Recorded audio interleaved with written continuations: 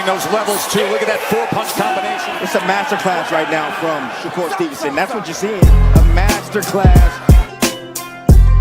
And Shakur meets him with a straight left hand. Oh, there's a knockdown score with the left hand.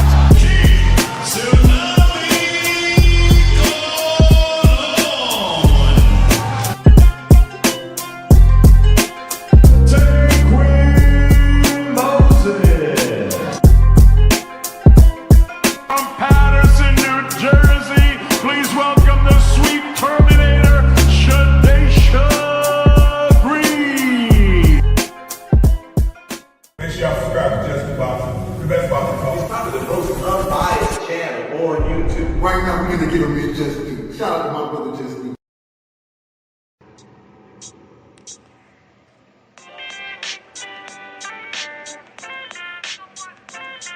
Yo, you know the deal. We back again. We never slacking. Word 'em up. Ladies and guys, whether if you drunk or you high, it's time to pay respects to the illest man alive. If you think you got a point, he'll shrink you down to size. And from there it's downhill like a slinky or a slide. Open your eyes. Got a deep connection with the rise, so you might see them jump in whenever they go live. Peep it. This channel blowing up now, it's not a secret. With tons of exclusive interviews to listen to. Them other channels I hate, but yo, they missing clues. They start narratives, sip the goose and twist the truth. It don't take a rocket scientist to get the proof. Just click the live at 4 p.m. Eastern time. But when you chime in, make sure you keep it kind. But if cowards want to debate, then it's feasting time. My man Just Do shine busy all the time. Grind 24/7, 365. Videos he might have 365. My rhyme's sick, they make you do a 365. You get a rich if you think you fit to survive. It's Just Do boxing, time to click the live. Ain't no beginners, if you soft, you ain't down to ride. I crush you, respect too, it's Just Do. He got the illest boxing show on the internet. The boy been a threat and he ain't even had dinner yet. Word 'em up. Yeah. You know what time it is.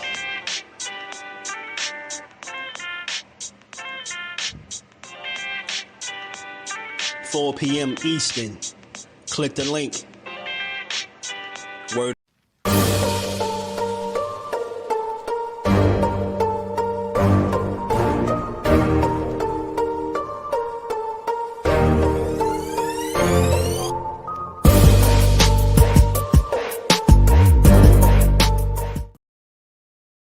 Man, anybody that got the balls to step in the ring to fight me, tell them come on with anybody. I want to fight, but y'all calling out other fighters. Why is that? I want to fight you. I want to fight you. I've been through a lot of trials and tribulations throughout my entire life, and I still had to go overseas, fight in Russia. I still had to go overseas and put on amazing performances so I could go pro and get an amazing contract for me and my brothers. Goes downstairs with a vicious right hook, and that left hook puts him on stake in there. It's face first on the mat. And he goes reeling backwards. It's too early now, Keyshawn, because levels is still dangerous. But not if you can continue to land those powerful shots. And that's how you end the fight. Keshon Davis said, I don't care if he's King Kong. If he comes into my house. Bring the truth or tell on your ass what you doing or what you're not doing every single time. You can lie, you can bullshit and all that, but when that bell ring, if you ain't put that work in, it's gonna show, bro. It's gonna show. Not to mention y'all in a sport that can cost you your life. Literally, you can die in this shit. So if that's the case, man, if you gonna do this, don't bullshit with it. If you don't really want it, say to yourself, keep it real with yourself. I really don't want this shit. I can't put the work in that it requires. Walk away. Ain't nobody mad at you. Go out there, you're young enough, you go get educated, get a skill, do something, man. But don't play with this, man. You can get killed in this shit, man. Man, what's good? What's good? What's good with the fam on this good Tuesday, man? We back to build, and get boxing is just due. Y'all know what time it is, man. It is 4 p.m. Well, it's 4:07, but y'all get me.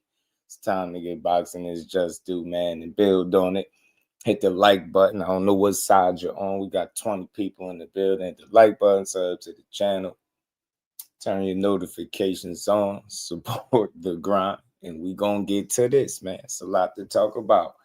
We going to get to all the, DP Rocker, my dog. Ill Will in the building. Was good with it, my dog Jordan.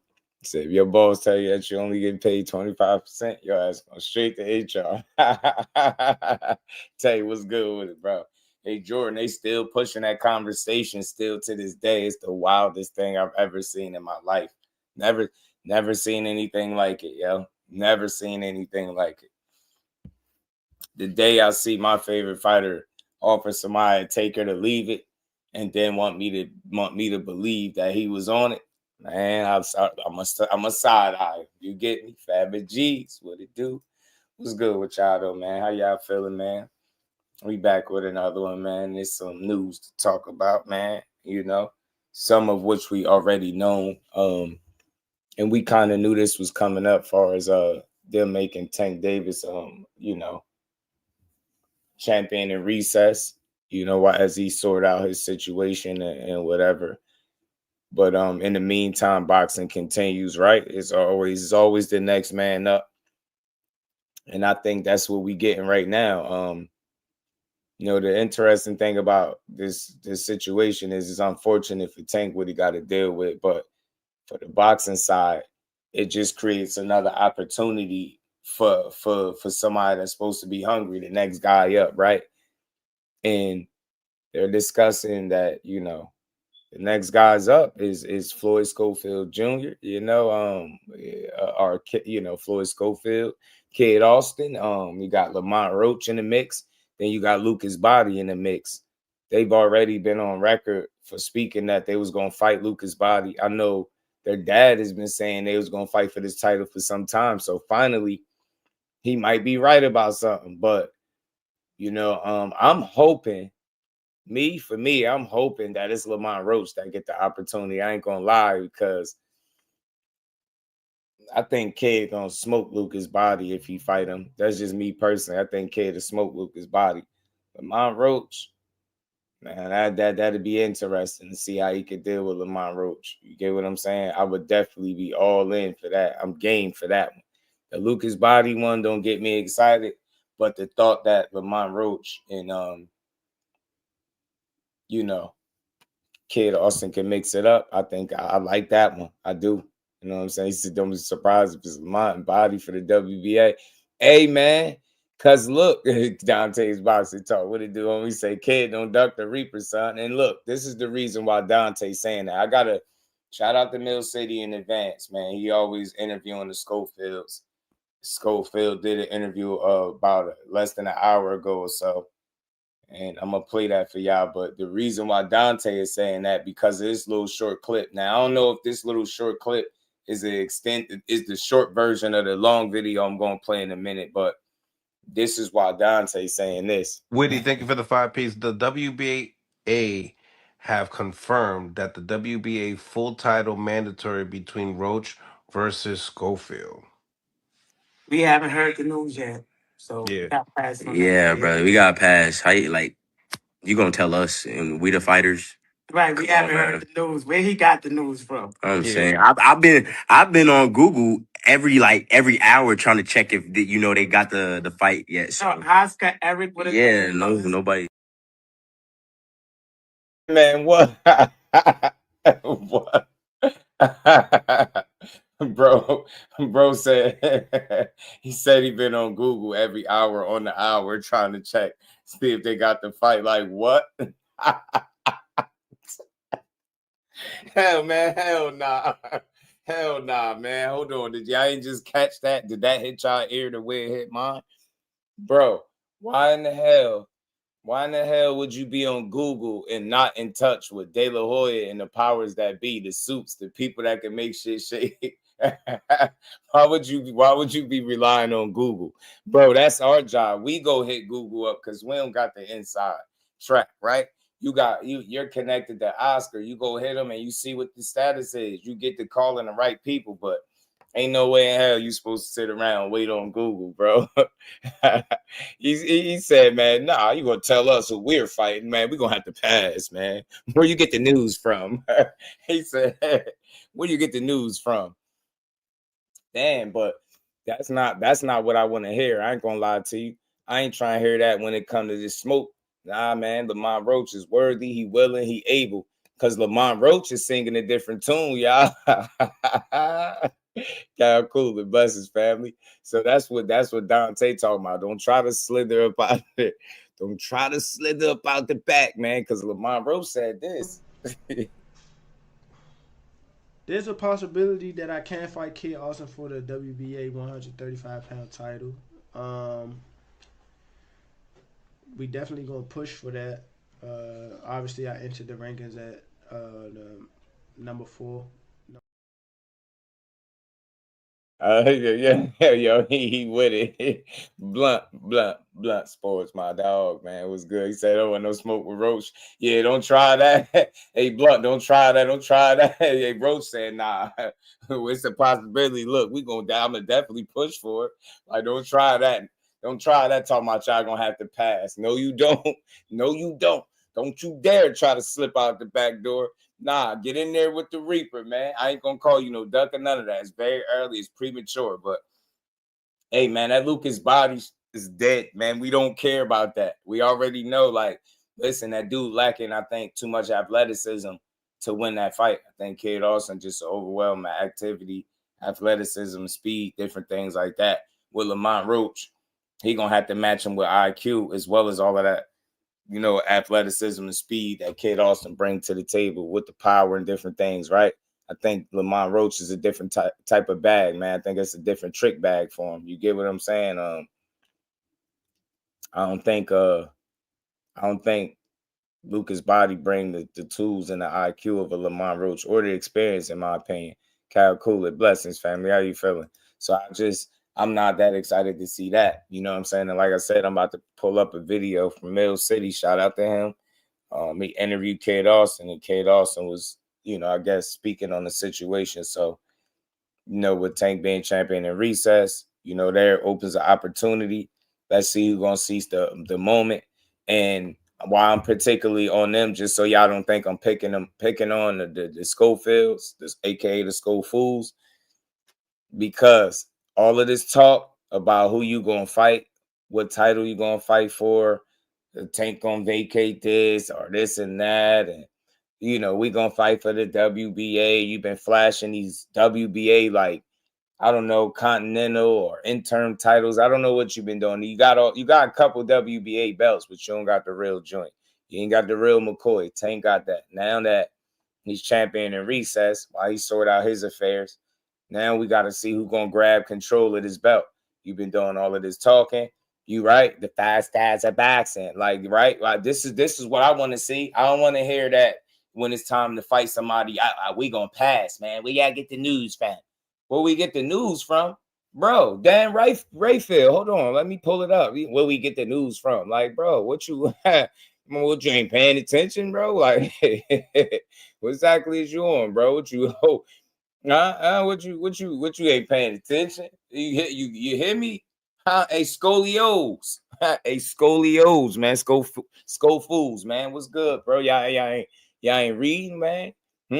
Y'all here talking about Googling and shit, man. You ain't got to Google no further. Just go to Twitter, go type in Dan Rayfield, and go pull up his tweet. You know he's a pretty damn credible guy, right? Mike Kirkland, what's good with it, bro? How you feeling? You get me? He said, I forgot to post this the other day. WBA, Gervonta Davis, who's inactive. We get all of that. Boom, boom, boom, boom, boom. Has been stripped of the WBA title and made champion in recess. You know what I'm saying? I'm told by the WBA vacant title fight to be ordered will either be number 1, Floyd Schofield, you know, Kid Austin. Number 2, Lucas Bahdi or Schofield, you know what I mean? And number 4, Lamont Roach. Man, look, man, we want to see this Lamont Roach. We want to see the Reaper, bro. Bro. I don't care about no Lucas Bahdi fight, bro. I ain't going no disrespect, fam. I already know what that's about to look like, bro. I ain't gonna even hold you. I mean, I know it ain't totally all up to them, but I'm just saying. I hope Lamont Roach get his way, and I don't want to hear the school fools talking about we gonna pass. Nah, don't pass, because the Reaper won't press. The Reaper about the full court press shot, man. Not trying to hear that shit. Not trying to hear that shit, Sharif. You get me? They ain't trying to hear that, y'all. Y'all got something else to do. What y'all got other plans? Nah, man. Please, come on, boxing guys, do us right. The Reaper Roach done got back-to-back draws, which is nasty work. Give that man one more shot at redemption. One more shot at a title. Give him one more shot at that WBA title, too. Come on, man. One more time. After that, I'm cool. Whatever happened, I'm cool. I just would love to see it. Kid beat him impressively, bro. I'm telling you, he could poke his chest out a little bit. You know what I'm saying? Kid go out there and make a example out of Lamont Roach. He could run around with his chest poked out. He could strut his muscles. You know what I'm saying? He could take his shirt off. He could really run around with his shirt off. You know what I'm saying? Little muscles Malone. You get me? You could flex on him. You know what I'm saying? You go out there and polish Lamont Roach off. You know what I mean? Pitbull Cruz didn't do it. Tank Davis didn't do it. Get what I'm saying? You go out there with the muscles Malone. You go out there and put the bang, bang. You know what I'm saying? You go put them pieces to him. Bro, you cooking with grease right now. You get me? Come on, Floyd, man. Come on, boxing. Do us right, man. This Lucas Bahdi shit, that's not the more entertaining fight, bro. Get Lamont Roach in there. The Reaper said he wants smoke, bro. Huh? He said he gonna press the button, bro. You know what I'm saying? I don't want to hear nothing about, we'll pass. We gonna pass. We gonna have to pass on that. We gonna have to pass. Witty, thank you for the 5-piece. The WBA have confirmed that the WBA full title mandatory between Roach versus Schofield. We haven't heard the news yet, so Yeah. we got pass on Yeah, that. brother, we got pass. How you gonna tell us and we the fighters? Right, we haven't heard the news. Where he got the news You from? gonna tell I'm us. saying I've been You on gonna tell Google us. every hour trying to check if Bro, they got the but fight bro, yet. No, Oscar Eric would have. Yeah, bro, you telling nobody. me you're not relying on the boxing community and the credible sources. You waiting for Google to tell you when you fight. That is very interesting, bro. Man, Oscar De La Hoya is y'all guy. What do you mean you on Google every hour? You need to be on Oscar De La Hoya phone every hour. Like, yo, Oscar, man. Hey, man, what this gonna do? Put in a word. Hey, man, we trying to fight for this title. What's up? You get me? He talking about he on Google. You know what I'm saying? We gonna pass, but I'm on Google every hour trying to see. I'm trying to see if Google got the fight. If Google got the fight. He worse than us, bro. Bro say he waiting for Google. Kid knows they're the title fight. I feel you, man. Bro say he waiting for Google. That shit's hilarious, man. Shout out to my homie Andrew. John Wick, what it do? Said they won 55 million. 55-45, Roach. D-Man, my dog, man. Yeah, he said, man, that sweet shit smacking lips. They like, yeah, man, I'm on Google every hour. We on Google, y'all. Every hour on an hour. Google ain't posted the fight yet. Google ain't posted it, man. If y'all don't call y'all folks, talk about Google, man. I thought we was bad. Man, we use Google. Damn, bro. You gotta call the folks, man. You know what I'm saying? You gotta, right now is your opportunity, bro. Everything is opening up for you. You got sick when it came time to fight Shakur. You didn't have to fight him. You conveniently priced yourself out of the Abdullah Mason fight. Your rib got hurt when you were supposed to fight Ashton Seal or somebody else, right? And now Tank is out of, he out of boxing champion in recess. So you don't have to fight none of these killers, so to speak, for this title. They talking about Lucas Bahdi or Lamont Roach. I prefer Lamont Roach, respectfully. Shout out to Lucas Bahdi. He tough, he gritty, he can box, but I just think he'd be a step and a half behind Kid Austin, and I think that's gonna cost him the fight. That's my personal opinion. Could he land the money shot that he landed on Ashton Seal? I mean, there's always that opportunity, but what's the likelihood of it? You get me? So for my money, bro, I definitely would like to see Lamont Roach just get one more shot at redemption, y'all. one more shot at that WBA title and see what's up. You know what I'm saying? He said they prayed. Don't you fake sick. The boys said they pray to God. It's not Roach. hey, the boy, they talking about we gonna pass where y'all get the news from. But Roach over here cool as hell. Look, this what Roach saying. There's a possibility that I can fight Kid Austin for the WBA 135-pound title. We definitely gonna push for that. Obviously, I entered the rankings at the number 4. You enter the rank, yeah. You enter the rankings at number 4. We with you, said Turtle. Ain't no type shit. Roach about to see how silly should get when a fight get made with Kid Austin. I'm telling you, bro. Let's go, y'all. Come on, boxing guys, do us right one time, bro. One time for the one time, man. You get me? One time for the one time. Who first? Y'all see the thumbnail, y'all? Who first, bro? Is it gonna be Lucas Bahdi or is it gonna be Roach? Because they got Kid at 1. So they've been talking all this week, man, at the WBA. We gonna fight for the WBA title. Okay, okay. Come on, man. Tell Lamont said his hand feel all right, man. You get me? Mont said his hand feeling okay, bro. Know what I'm saying? I ain't talked to him personally, but Mont said his hand gonna be all right. You hear me? He say he pressing for shit, bro. Don't try to slip out the back door. Don't try this shit. Hold on, let me play this video, y'all, because he could have said anything. Let me see. Let's get to this, y'all. Shout out to Mill City again, like I always said, man. This video I'm about to share with y'all. Just already hit the like button. Shout out to you, bro. Bruh, got to see what Kid talking about, man. You know?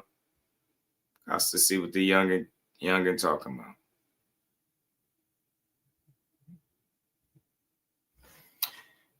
Is it gonna be posted with crutches?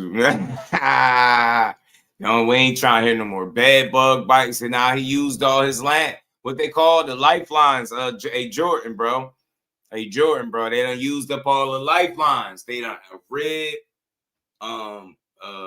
secret cream and sickness, poison, bed bug bites, price out. Nah, man, y'all use more than 3 lifelines, bro. Y'all ain't got no more. Y'all, and from this point on, it should just be like, yo, we gonna fight everybody. Now, all jokes aside, it should just the energy should be you know what? We gonna fight everybody. You know what I'm saying? We beating everybody up, right? You get me? Shakur this is perfect opportunity. Look, Tank out of commission, Shakur up at 140. The shit open and wide up. If Dula Mason just fought, he probably healing his face up and getting ready for a title defense and all that, right? This your perfect opportunity to say, yo, we gonna take on all comers because the dogs is all off the table. So you can really act like, you get me? But you shouldn't be saying no to nothing. I don't know what fight they're gonna offer first. I understand it's a pecking order, but we seen stranger things. I don't think it'll be a crime to put together Kid Austin and Lamont Roach is all I'm saying. I'm just saying. So again, shout out to Mill City. We're gonna get into this, man. That's all I'm saying. I just like a good fight. Lucas' body might be tough, and I don't think he's gonna push. What's going on, my good brother? How are you doing? You get me? How are you doing, man? What you think about the news, man? Hold on, give me 1 second. Shout out to COD Chris. Yeah, man, this is what we talking about right now, Chris. I'm with you. This is what we talking about right now. Right now. We on it. I like the fight, bro. I like the fight between the two. See Buddy trying to get my attention. I ain't with that. I'm feeling good today. We just gonna build on some Tank Davis, champion in recess. You number 1 in line. God's work. What can I say? God is the planner of all. I'm just happy to be here. And I just can't wait. Who would you rather want to fight? Lamont Roach or Lucas Bahdi? Who do you think you'll get the more credit for? It don't really matter. Because once I get the belt, if they want me to face Lamont Roach can get it. If they want me to fight Lamont Roach first instead of Bahdi, it is what it is. But I just know I can go after that belt now. So that's all I care about. I feel like the fans, they'd be like, Lamont Roach is more credible. But then again, Bahdi is number 2. And if the WBA wants to go with Bahdi first. That's fine. And then me and Lamont could get a good fight going for the fans after that. So I'm not knocking him. I'm not knocking him, but maybe he going in order of the pecking order. You know what I mean? They did have Lucas Bahdi ranked ahead of Lamont Roach. To be fair, Lamont Roach is coming off a loss. I mean, not a loss, two consecutive draws, pardon me, 2 consecutive draws, a hurt hand. I get it. Maybe they might be more inclined to go in the direction of Lucas Bahdi simply because of them circumstances and the fact that he is ranked slightly ahead of Lamont. That's a possibility, right? Then you hear what Kid is. He has a preference. His preference is obviously he sound like Lucas Bahdi. They've been calling for that fight for a little while. I've been constantly hearing his dad saying Lucas Bahdi, here or there. So he got a preference. I personally, just like we got a preference. I don't want to knock him. I ain't saying he's scared or nothing, but you know what I mean? I think they favor that matchup, and I think for obvious reasons. And I don't think he's scared or nothing. Like I always said, I think Kid will fight. It's a matter of if Oscar and his dad really want to go in that direction. Will we get the answers that we looking for? You get what I'm saying? Cal, yeah, that's why I think Lamont Roach give us the best chance. Shout out to the homie Big Dog Willie, man. He said, "Oh, not a Schofield interview." Shout out to my homie being a member. And we ain't never got a box again. Well, Right. well. I already been getting these, but now it's time for you to get your just due. Samuel, what it do, homie? What's good with it? I don't like it when his pops ain't talking right. Dank, what's good with it? Rules is 1 and 2 for the vacant. And that's what I'm thinking. You get what I'm saying? So it might be Lucas Bahdi. You know what I mean? But he got a preference. I would love for it to be Lamont, but we'll see, man. Shout out to Cash Sports, the box story, and my dog. What's good with it, bro? So let's get to it. Let's see what else he had to say. I like it. Have you been able to hear anything had Lucas was talking about when it comes down to you and possibly fighting you? Nah, I just seen like the stuff online, just like that video he had posted, and the Boxing Voice had posted something. I mean, I think it's best for him to be quiet for up until the fight. So, Ooh, excuse me. not like that, but like that. Yeah, nah, it's like that. Which one? Talk his shit, man. What you mean? You don't need to talk that shit, kid. Zab said button it or zip it? Both. I ain't gonna lie, because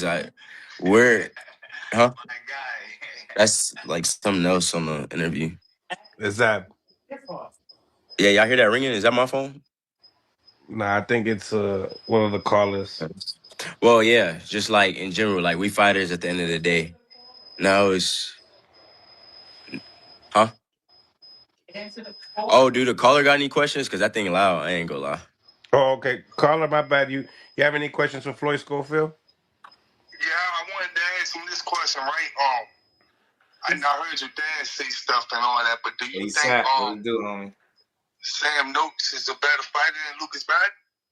Or Lucas Bahdi better fighting Sam Noakes? You never know. Styles make fights.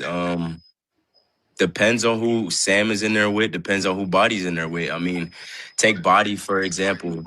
He stopped Ashton off of, people could say, a lucky punch. He was getting beat the whole fight. For all we know, Sam Noakes could have looked better than Bahdi in that fight and still lost that fight against Ashton. So I just think Styles win fights at the end of the day. Blunt said it's rich. Right. I agree with you on that. Yeah, it do sound familiar. I agree with you on that, man. Yo, well, that's all I want. I really just wanted to ask about the wins to pay. Shout out to my boxing mind, Barbara D. How you feeling? Always good to see you, Queen. Great to see you. Hope you doing well over there. GQ, what it do, homie? Oh yeah, I think that fight is a great future fight. I think it'll be easy to make, especially after I get the belt. Why not? Because I think that's another entertaining fight fans would love to see. You know, Williams Zepeda's a come forward fighter. I'm a fighter who's not going back down. So I think Golden Boy will definitely try to make that fight work. That'd be fun. Chance if you knock him out, you could say, man, look at this. Look what I did to him, and look what Shakur didn't do.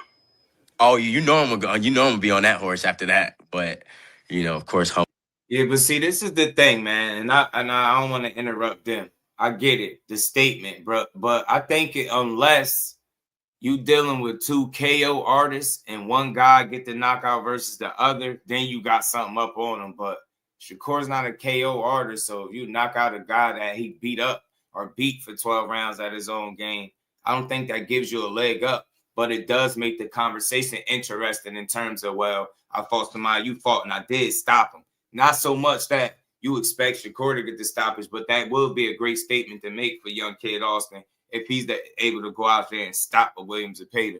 Respect to him. So I like the fact that he even talking like this. So I ain't going to ride his back too much. We know the pecking order is probably going to be him and Lucas Bahdi, but I do like Lamont Roach in the background as like, you know, an option for sure. But look, we'll just see the round robin, hopefully. We'll see what's going on. A kid been waiting for his opportunity. His dad been chirping for a minute. They've been talking about fighting for this WBA title with Tank, give up the belt and all this. Now he champion in recess. Okay, y'all got an opportunity to fight and stand on business. Teach, what's good with the homie? How you feeling? Shout out to Big Dog. Really appreciate the love, man. That kid Austin, you had a chance at the belt. We got poisoned by Shakur.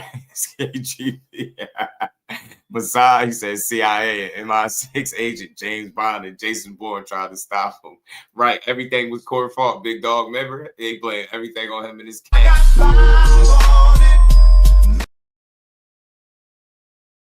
That was funny. So look, like I said, yeah, I'm not gonna ride him. I'm not gonna ride him too much. You know what I'm saying?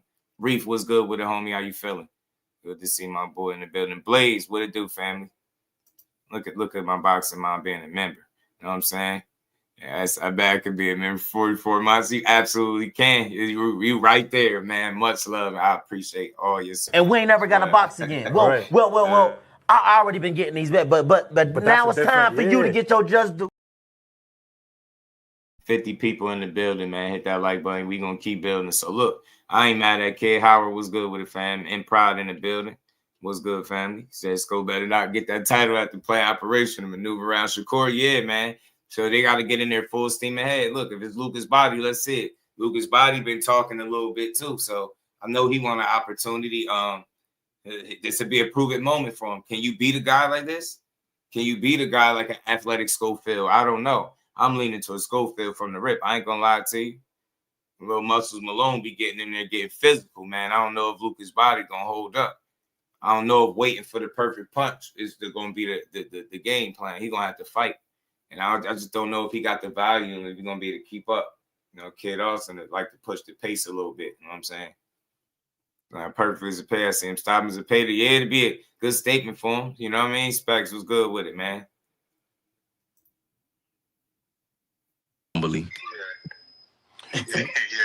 Witty, thank you for the 2-piece. Floyd, it's you and Oscar since Ortiz is done. I'm not gonna lie. Like, it's just me and Oscar now opposed to like Ryan and Something on your page. oh yeah, I said I'm the one now because Don't say that. Not like that. He didn't leave. He's still in contract. No, yeah, he didn't leave. Right. They still gotta go through court. Right. Yeah, like nice until like it's layout. Good point, finalized, right. then you know, he's still a Golden Boy fighter. But I think at the end of the day, I will be that Golden Boy star, you know, that brings recognition back to Golden Boy. Yeah, that's very humble. In my humble opinion, I think I'm gonna be the one to be that next Golden Boy. Okay. You know. Yeah, talk your talk, man. Like I appreciate his humbleness, but I love. Hey, listen, I don't know about y'all, but y'all know him fair as they come. Give me the more Kid Austin. Give me more Kid Austin talking about himself. I hear his dad chirping in the background, but it's a lot more tolerable if you just while you got Kid on the camera. Me personally, nothing against his dad, it ain't even personal. I just want to hear from the fighter. He let him grow, let him get up out of that little shell that he, you know, that little bashfulness that appears when he on camera. And I listen. I want to hear him talking shit. Be confident, kid. Look, you think you're gonna be the next guy to carry the torch for Golden Boy? Say that. Stand on that. Poke your chest out. Like, look, man. Let the boxing world know you coming, bro. Like, nah, man. Your dad been doing so much talking. This is why I just want to hear you now. You get me? You getting that opportunity, bro. The dogs is off the lead. They out the way for right now. Shakur up at 140. Tank is a champion in recess. Dula Mason's healing up. Just fought and probably gonna get a title defense of his choosing potentially, right? You got an opportunity to grab a title by the right. You get me? And you ain't got to be strutting around with no intercontinental and you get what I'm saying, no regional WBA, none of that. You got an opportunity to grab the real title. Talk your shit a little bit. Hey man, if it's Lucas Bahdi, they gonna get you, smoke his ass and get to Lamont Roach or whoever it is that's next. You get what I'm saying? I want to hear him talk a little bit. You know what I mean? Yeah, Zepeda been a little quiet. I wonder what's going on with him. You know what I'm saying? Other question? Hey, this is another question, right? Are y'all picking y'all fights or Oscar and them picking y'all fights for y'all? That's a question for my dad, really. Whoever my dad bring up and whoever Oscar bring up. And the reason why I asked that because I heard your dad earlier keep saying top rank pick European. fights, but it's clearly that Oscar. Hold on, I'm gonna give it to my pops real quick. And disagreeing with a lot of fights. Nah, Oscar. So it seemed like he a good matchmaker. His damn self. He another Bob Arum. Come on, Rich. So, But he don't pick our fights. You're supposed to chill. No, he don't pick our fights. We work for ourselves. He don't pick our fights. We work for ourselves. Like you see, he even got up on an interview. Like I told people earlier, to stick the facts. He got on an interview for the Shakur fight, and I put an interview out, and I said, just put on the fight. And what he did, just put on the fight, because I work for ourselves. We work for ourselves.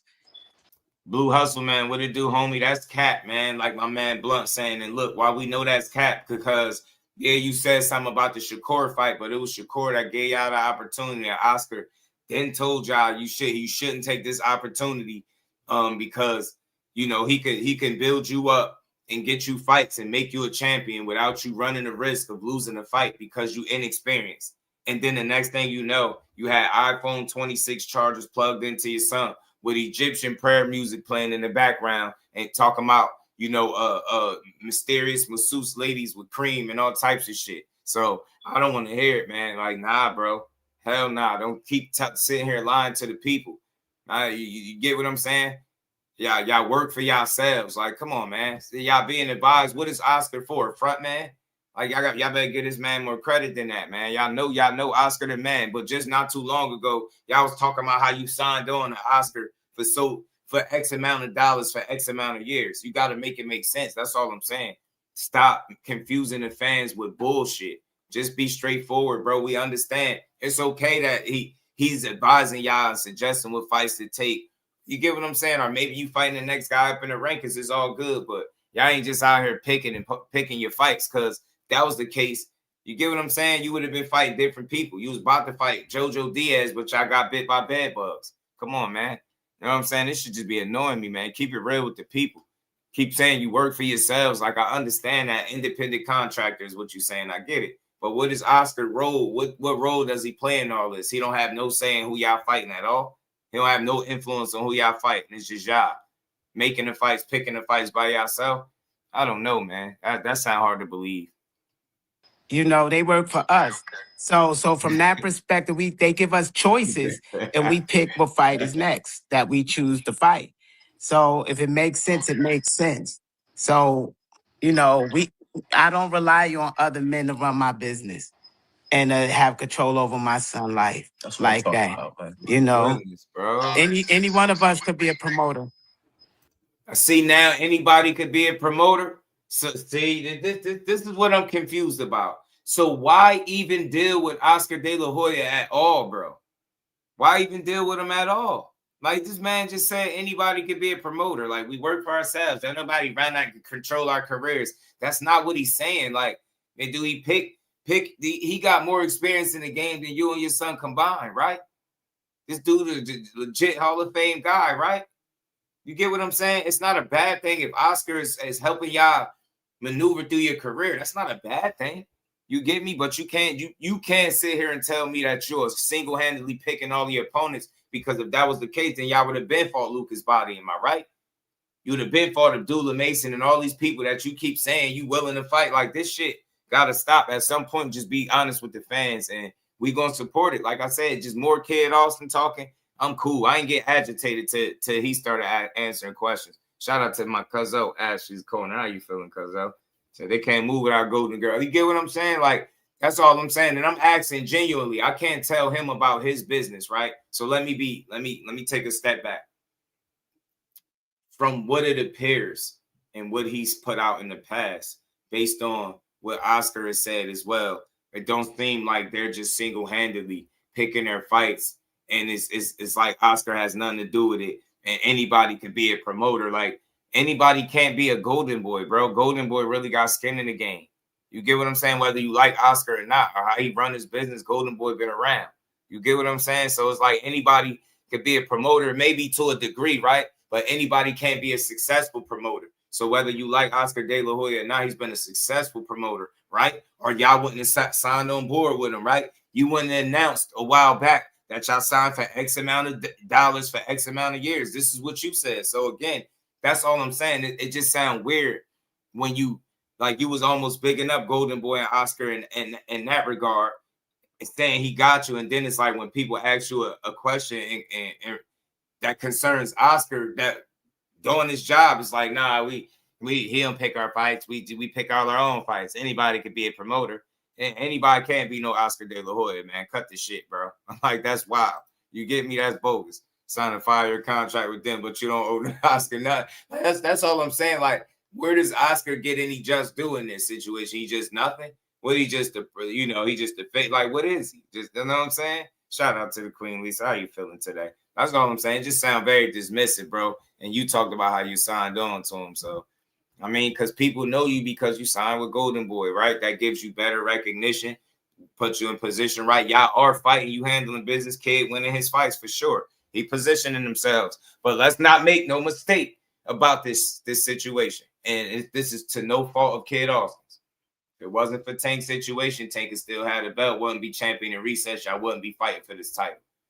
Get what I'm saying? I don't care whether you picking fights for yourself or not. You already blew the opportunity to fight Shakur. You priced yourself out to fight Abdullah Mason. So all I'm saying is I just want to hear that y'all with all the smoke from this point forward, because the stars really align for y'all in a perfect way. And you might be able to fight, for a vacant title and call yourself a champion. You get what I'm saying? So we're going to see, man. I don't rely on other men to run my business and have control over my son's life like that. About, any one of us could be a promoter.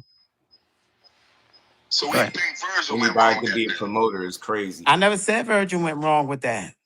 Nah, he's probably not gonna know. He's not gonna know. He's not in the negotiation table. If I think, then that's speculation. Yeah. No cable TV. Thank you for the 2-piece. Tell Kid Roach just called him out on live. What you thought? What you think? What's your reaction? I guess he's on Twitch calling you out. I seen that live. Somebody had sent me some clips from his Twitch or whatever. What that mean, though? That's what I'm saying. He had put a thing, though, like he's still going through rehabilitation for 4 weeks. You still talk humble. Let me get on. What do that mean? I got a question for you. I'm giving it right back to you. What do that mean if he called him out on? Man, it mean he wants smoke, bro. People like the man. See, all right. Let me chill, because only Auntie Schofield get me worked up. I'll be having to chill. Let me just chill. What do you mean? What do he mean, bro? He's telling you Roach called you out because he just want to know your response. We fight fans. We junkies, bro. We want to see fights. We want to see blood. We want to see people get punched in their face. And we all know, at least what we see on paper and for what they showed us in the ring, Lamont Roach like the more appealing fight. He looked like the tougher fight for you. He looked like that's the more proven fight. Lucas Bahdi, I'm telling you, he's going to be a step or two behind. I think Kid Austin, he may be tough and rugged, but he's not going to win. The most he can do is not get knocked out. But what do you mean? What do he mean, though? Like, it said he called you out. Like, what, you don't speak English now, bro? Like, nah, bro. Don't try to, you just said you ain't being humble. Talk shit now. It ain't Tank. It ain't Shakur. It ain't Abdullah. It ain't the killers are the most proven guys. You got Roach on your ass. Fresh off broke hands. Roach said his hands is good, bro. Roach said he gonna press for the fight. He gonna press the button. What do you mean? What do you mean? What that mean? What do that mean? You know what it mean. He called you out. Like, can you spell it out? Yeah, get somebody get Roach on the line. Talk about what he mean. Roach wants smoke, bro. He say he gonna press for it. He said he know he number 4, but man, he gonna try. You get me? I'm like, what he mean? What that's supposed to mean? It mean he want to fight. He want fight. He want Lamont the Reaper Roach against Muscles Muldoon, a.k.a. Kid Austin, bro. That's who he want to fight. Seen that live. Somebody had sent me some clips from his Twitch or whatever.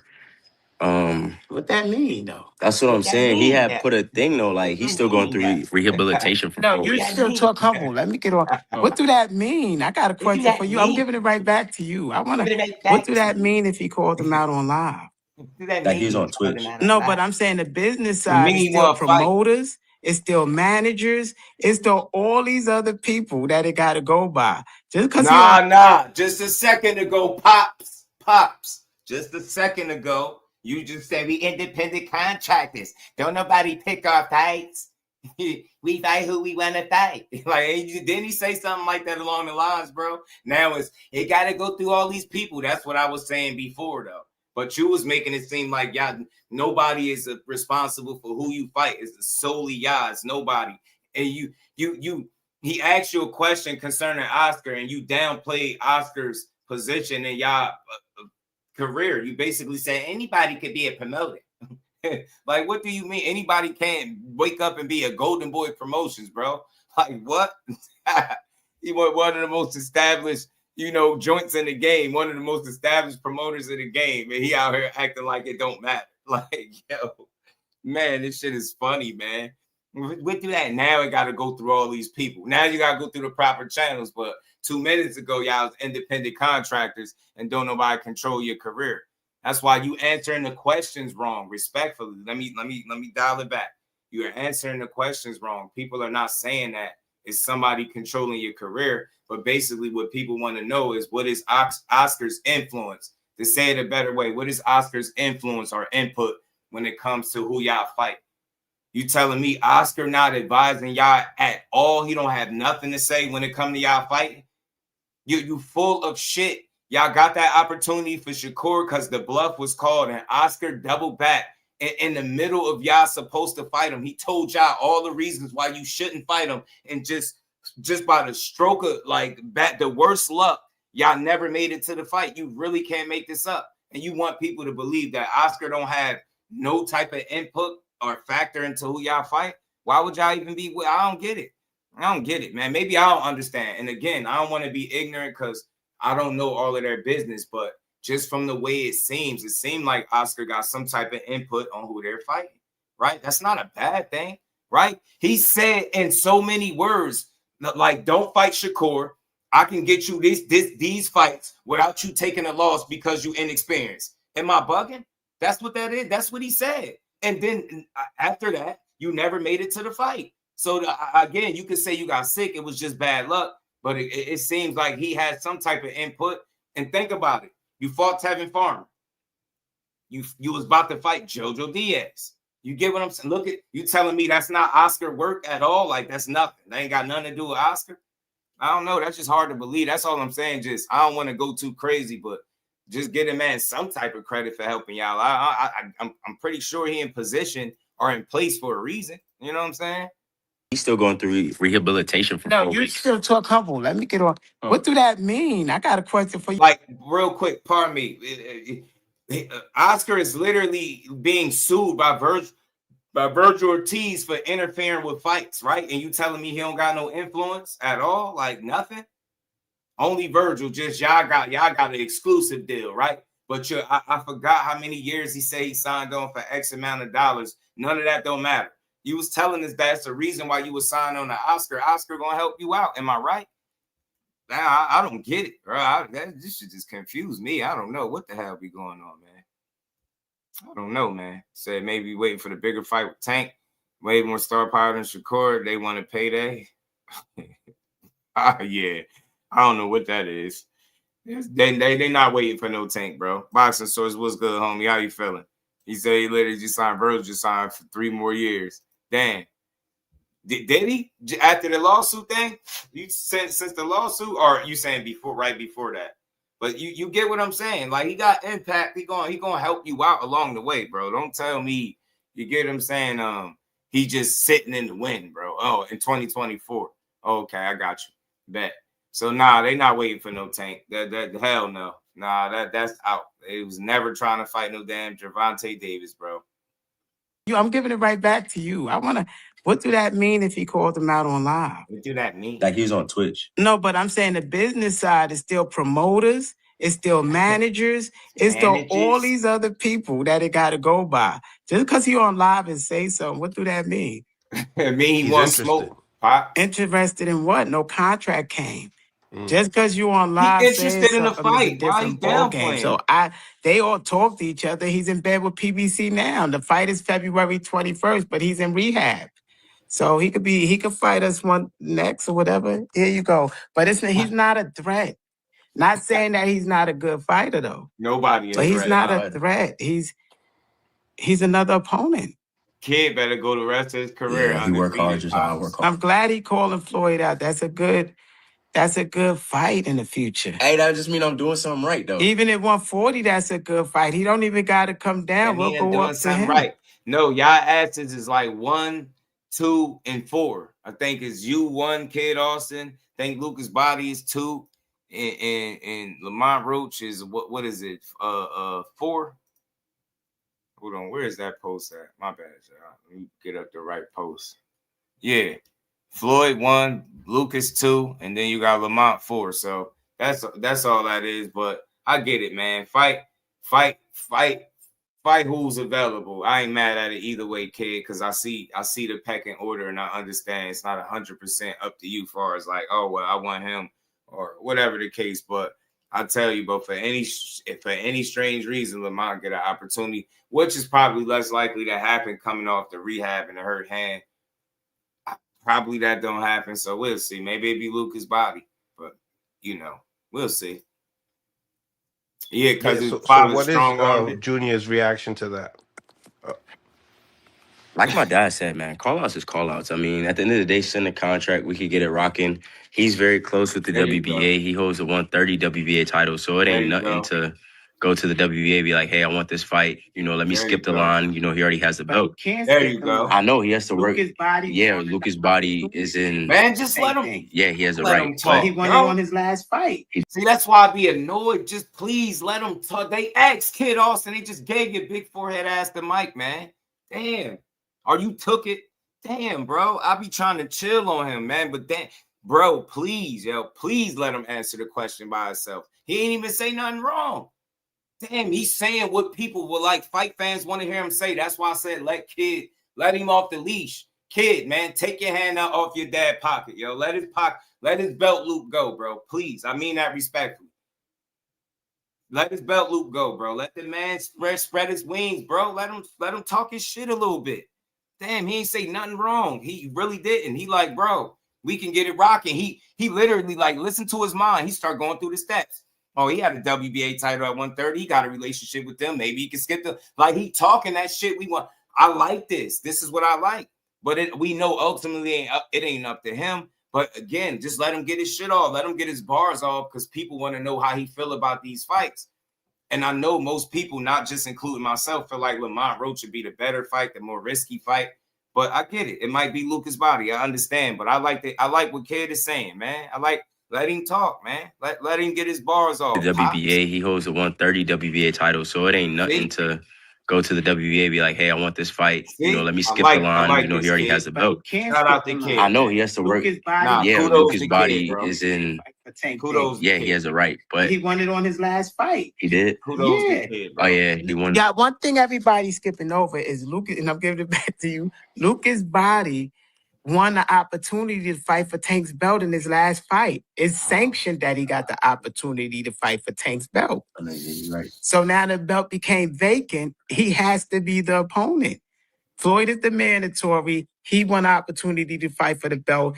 It's facts out there. Why people speculating on something that's facts? If they can't see the chessboard, here you go. No, you're right. And on top of that, Lucas is a mandatory. I mean, not Lucas, Lamont. So after Lucas, Lamont could gladly come up and challenge for the belt. I plan to fight on. He'll come down. Lamont is at 140. See, 140 or 130 or 135. I don't know what he's doing. That's why I said people speculating. He went up to 140 to fight. I don't know what he's doing, but on the rankings, he's in the top 5, so he can gladly challenge for the belt. Because I plan to fight all my mandatories, give everyone a shot who worked their way up just like me. That's why I know I might be being a little selfish, Mr. Empire. JP was good with it, homie. And when I say that, I want to see Lamont Roach get one more shot at redemption. I get it. But Pops do got a point. It is Lucas Bahdi. That's not what people are questioning, though. That's why you got to let the fighter answer the question, because people just want to know what's your thoughts on Lamont Roach. He was trying to answer it, but Pops keep cutting him off. He going through all these little scenarios where he let you know, look, I'll fight Lamont Roach, whether he go to the WBA and try to get skipped the line, whatever, work his way up. He a mandatory. I fight Lucas Bahdi. I fight him next. That's all I'm saying. I don't think Kid is saying anything wrong. He's speaking like a true fighter. Let him cook, man. The young man. That's why I say he likable, man. You know, when you just letting him talk, man, he just want to fight. That's what I get from Muscles Malone, man. He just want to fight. So, but that's where I'm at with it in Pride. That's why I'm lobbying for Roach. You get what I'm saying? He'll be available in May, June. Shout out to Boxing Source. I know you know, man. Appreciate you, bro. Say he's tanking your sanction body, ranked in your sanction body. Right. He had number 4. That's why people asking. He high up there. But Pops is just saying Lucas Bahdi is in more position based on the rankings, and we get that. But that's not going to stop people from speculating about a fight between him and Roach, especially with Roach saying he'll press for the fight and calling him out publicly. Like, people just like the energy, that's all, and want to hear from the fighter. Joe, what's good with it, bro? Hey, I'm telling you. Definitely a new mouthpiece, cuzzo. He got to take a back seat. So. That's right. Lamont can gladly get it next after Lucas. That would be a great, entertaining fight, I believe. No, Zepeda, then what's Zepeda going to fall in there? Zepeda got to work his way back up in the rankings. He ain't even. My God. And then unless Oscar was. You see what I'm saying? Oh, my God, man. I'm sorry, yeah. I'm trying not to trip, but every time he say he want to smoke, but nah, where's Zepeda going to fit in that? We don't care. Nobody asking about Zepeda. We don't even know where he at since Shakur beat him at his own game. Let's be honest. He probably rebuilt. Just chill. We don't mind that fight neither. But damn, see what's wrong with why you keep walking him off Lamont Roach? Let him say he'll beat Lamont Roach, man. Is it something about Lamont? You know what I'm saying? Let him talk, man. Let Youngin cook, bro. That's all I'm saying. He won't let him talk. She 140 or 130 or 135. I don't know what he's doing. That's why I said people speculate. He went up to 140 to fight. I don't know what he's doing, but on the rankings, he's in the top 5, so he can gladly challenge for the belt because I'm planning to fight all my mandatories. Shout out to give Boxing everyone Sports. a shot who worked their way up just like me. So that's right. Lamont can gladly get it next after Lucas. That would be a great, entertaining fight, I believe. For No, the fans. Zepeda, then what's Zepeda going to fall in there? Zepeda got to work his way back up in the rankings. He ain't even. And then unless Oscar was like, gonna call Mason. I definitely want that unification with Mason.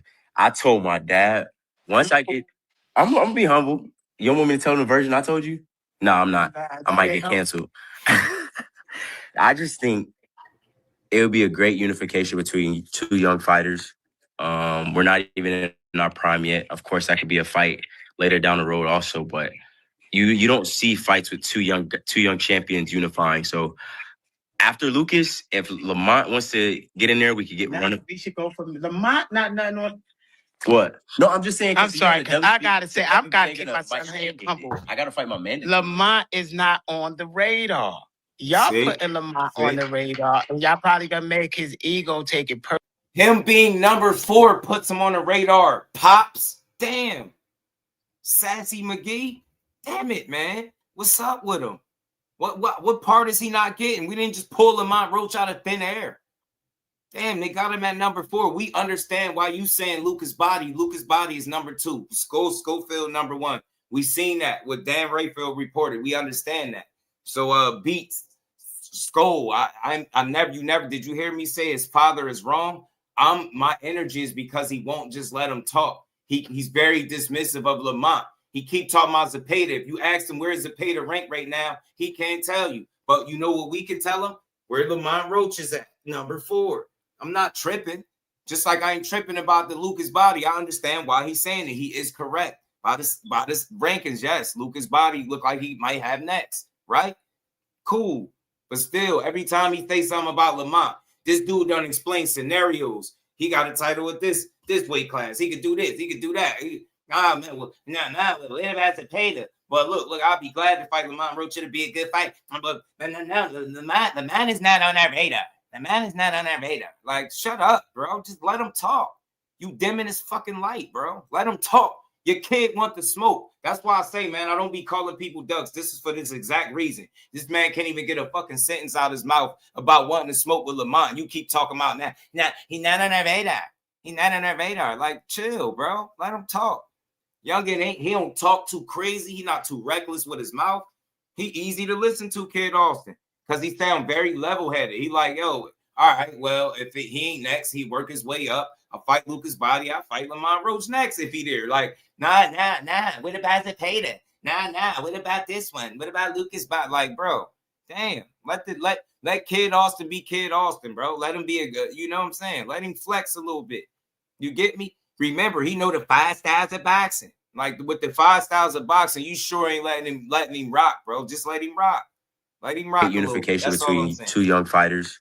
We're not even in our prime yet. Of course, that could be a fight later down the road also, but you don't see fights with two young champions unifying. So after Lucas, if Lamont wants to get in there, we could get one. We should go from Lamont. Not What? No, I'm just saying. I'm sorry, because I gotta say, I've got to keep myself humble. I gotta fight my man. Lamont is not on the radar. Y'all putting Lamont on the radar, and y'all probably gonna make his ego take it personal. He's a great fighter. He never been on the radar. He was at 130. He had one fight never been on the at radar. 135 and then went up to 140. He's not on the radar, right? He's not. It ain't like he can't pay the 135. We had to go up the rank. You know, that's for us. We a different cloth. We had to go hot. A number 10 got to move up to number. You know, you and keep going. Unification next. Right, you a champion. You go for either. We got the IBF next. Y'all not fighting. I'm about to trip, bro. So now y'all gonna fight for the IBF next, right? So now you didn't even fight for the belt. And you're talking about how you're going to fight for a unification? Do you see how you're skipping steps? You're contradicting yourself. You just said how it got to go through other people and all this stuff, but you literally ironing out your next fights without it going through any of these steps.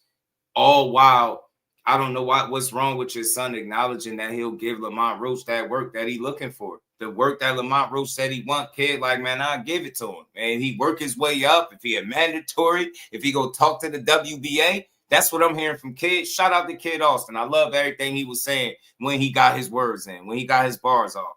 Pops, I don't want to, it's never personal, but I just enjoy you letting your son talk more, bro. He has something to say. That's all. That's what the fight fans want to hear, bro. They want to hear more of your son. He was very realistic with his approach. He didn't sound like, he so much better than everybody, and he wasn't. You get me? He wasn't talking too cocky and none of that. That's good. That's a good message. He like, look, I want the smoke too. Lamont Roach talking about fighting me, okay? Call outs is call outs, but shit, send me a contract. We could get it rocking. Like he literally saying all the stuff that us fight fans like for fighters to say. Meanwhile, allowing him to just be himself and get that next fight. So if it's Lucas Bahdi and y'all get a chance to fight for a title, cool. Let him cook though. You know what I'm saying? Youngin talking like he want to be great. He talking like he want all comers. He even mentioned Abdullah Mason, even though I don't believe that shit for 5 minutes. I don't believe that shit for 5 minutes. You could lie to somebody else about the Abdullah Mason shit, but I'm gonna let you live. All the other stuff was cool. Like your approach with the Lucas Bahdi fight, Lamont Roach is next. I'll be willing to fight him. Get what I'm saying? That's cool. I just wish his dad would just let him cook a little bit more. You know what I'm saying? That's all. He seemed level-headed. He seemed cool. He easy to listen to, right? He ain't too cocky. You know what I'm saying? Let him talk. I mean, his dad keeps shutting down. Hey, word. Anytime he said Lamont Roach, his dad said something else. And look, I don't want to say that he's scared. I'm not going to do that. I don't do the scared business, but just observing it do sound like maybe why is Lamont Roach not on the radar? You know what I'm saying? What if he work his way up? He is number 4. He right there. Like, don't act like he can't get no fight. KO was good. He said Schofield man had to check his dad, bro. Shit getting ridiculous. He gotta let him cook. That's why I keep saying, bro. Said you gotta go through all the promoters. He stays up when it's convenient for him. That's what I'm saying. But he just put himself in a unification. Like, now we go for the unit. We fight for the IBF. Bro, focus on fighting for the WBA. The Reaper calling you out. Lucas Bahdi gonna be more than happy to oblige you on an opportunity to fight.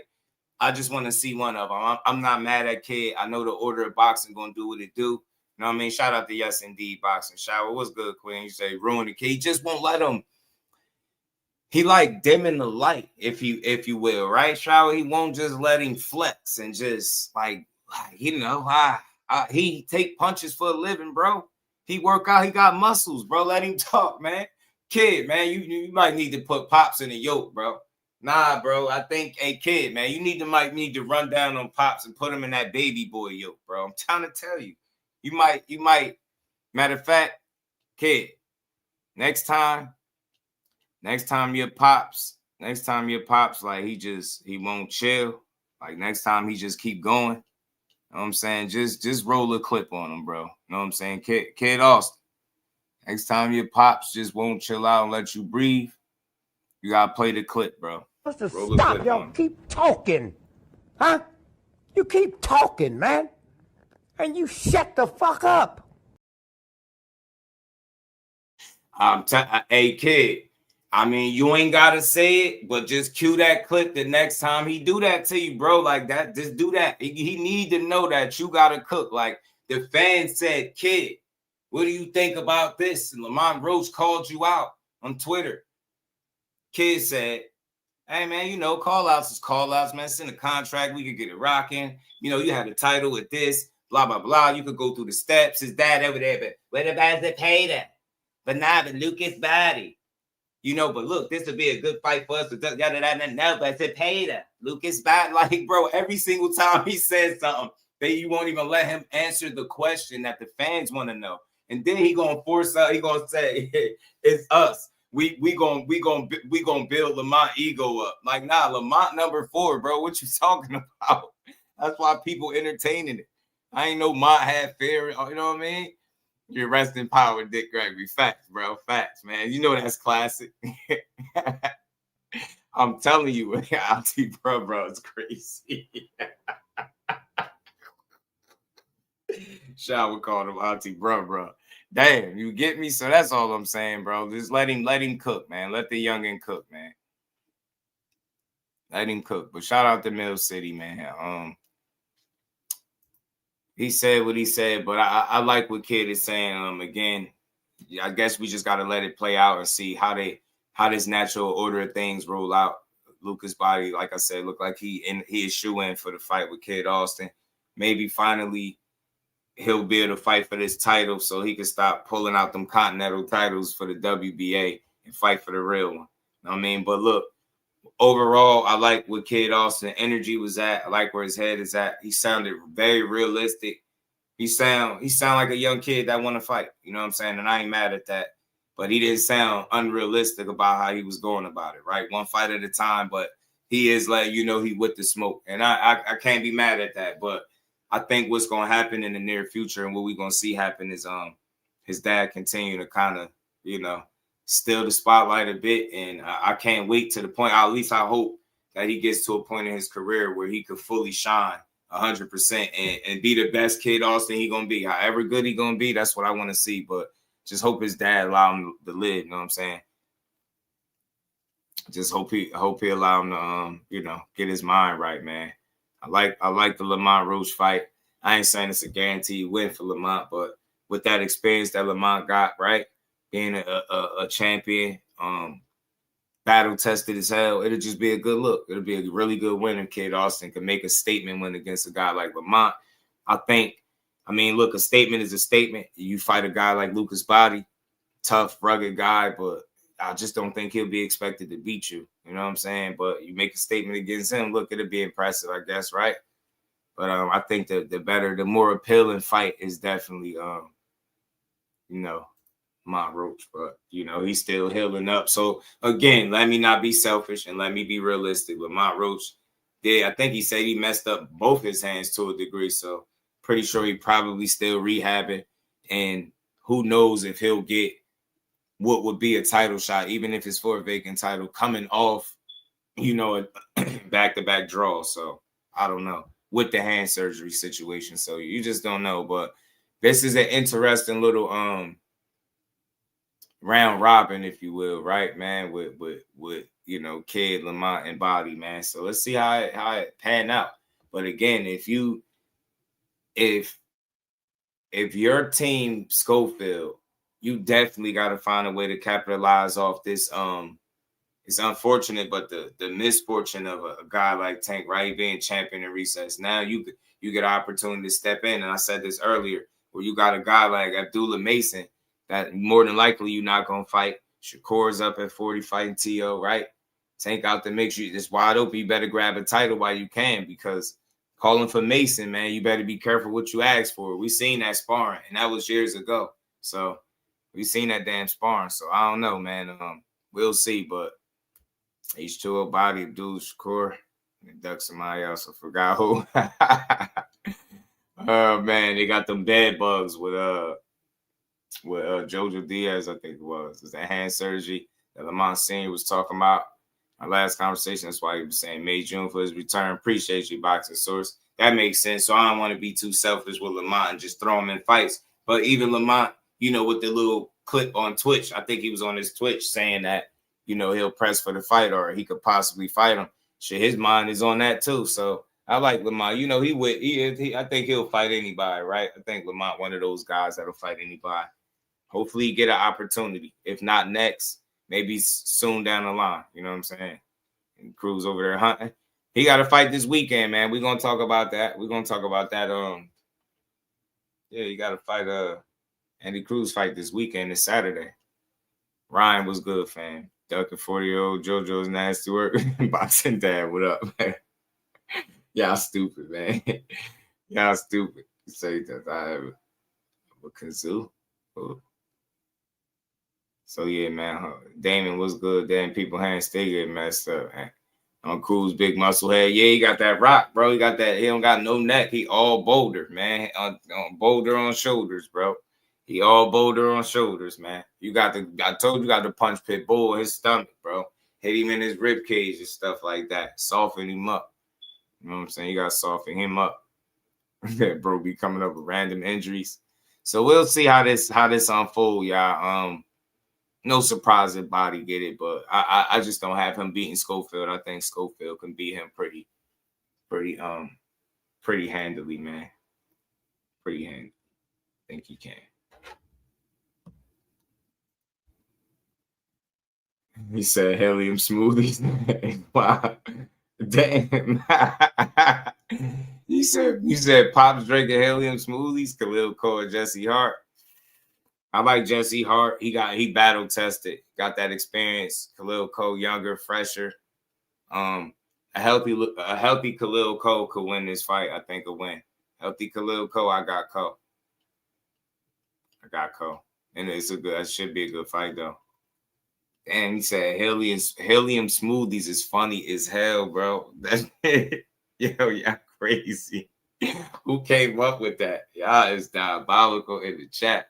Shout out to my brother, Mike Kirkland. There's 50 people in the building. Hit the like button, up to the channel. Let's keep building as y'all keep piling on here. So for the clips and the commentary with it, as always, my brother. Appreciate the support.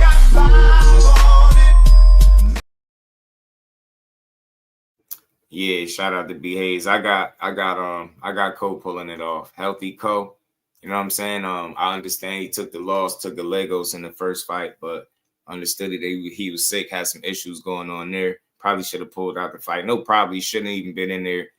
Nonetheless, he got in there. He took the loss. It's water under the bridge. He came back with the rematch like a totally different, rejuvenated fighter. It was like night and day. Got the work done, polished dude up, got him up out of there. So I expect big things from Khalil Cole. This is one of them fights you don't want to go back to the drawing board with a loss. So I think he's gonna come out here motivated, hungry, committed. I think a healthy Cole is just gonna get his job done, man. He can box, bro. He got that real heavy jab, educated jab, man. He ready. And see, we both saying the shot of the shot with that jab deadly, ain't it? But Jesse Hart said, look, I'm gonna press that button, man. I seen it in the Gallegos fight. So he feeling how he feeling. Jesse Hart full of energy, pride. He gonna fight. He ain't never gonna lay down. So he got that Philly pride and that grit, and he can box. You know what I'm saying? He been around, experienced, taking some losses, right? to top guys. So he's been around, but I got Cole handling business, man. Christopher Cuban in the amateurs, you know that ain't something that you see all the time. Shout out to Khalil Carr. I think he can handle business there, though.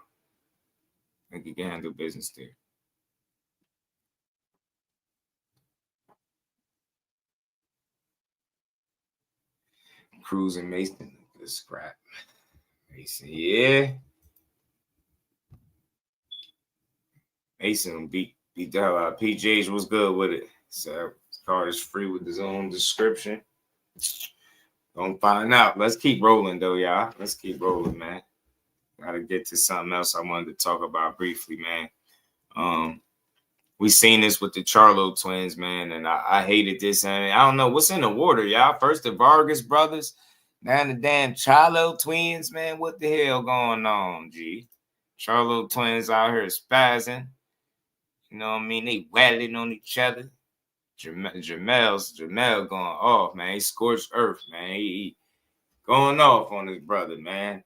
I hate to see this. I had to speak about. I made a video on this, but I hate to see this, man, in boxing, man. You know, guys gonna have their problems. Everything ain't gonna be peaches and cream, right? But I think at least if they have their problems, you rather see us behind closed doors, man. I hate to see them dudes going at it, man.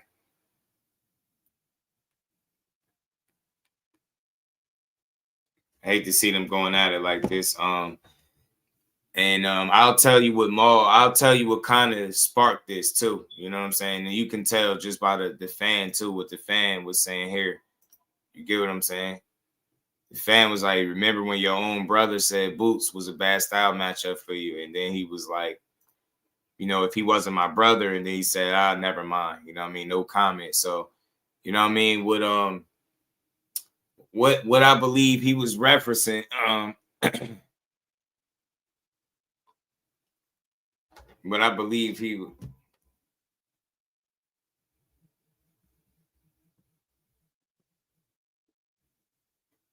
what I think he was referencing was this clip here, y'all. Hold on, I think I got it in here. This is what I believe he was talking about, and definitely with that comment there. You get what I'm saying? Remember when Jermall Charlo went on Brian Custer? So let me play this. We bump heads sometimes. You know, we talk about.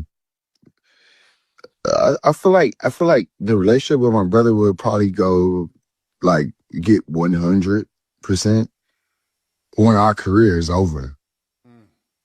You know, it's just we don't have to even talk about boxing anymore. Like me and my brother, we're doing fine. We're doing well. Like I just seen him at the Boots fight, and I don't think that's a good fight for him stylistically. Me and my brother, we don't really.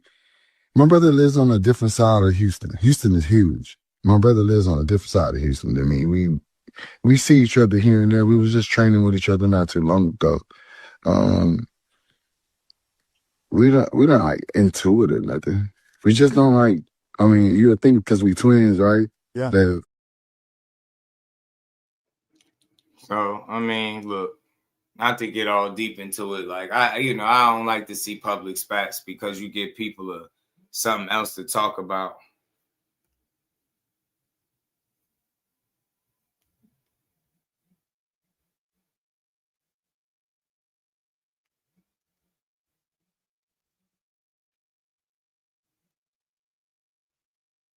Man, Maul is an ass bag though, cause he is. You know what? I know since he been dealing with things, he seemed a little different, a little off. Maul seemed a little off his game. That was a weird statement to say. I mean, even if he did believe it, to say that, you know, he thought Boots was a bad style matchup, you know how people was going to take it. So, I think it was probably an honest comment in that moment. But, you know, Mel being the competitor he is, he wasn't going to take too kindly to it. And I get it to a degree.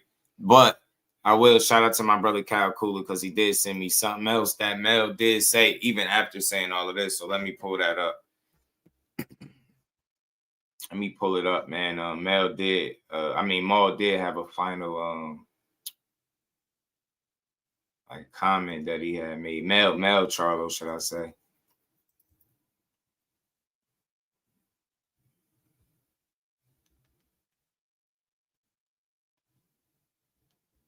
Let me see. Let me get this up, man. Let me pull this up.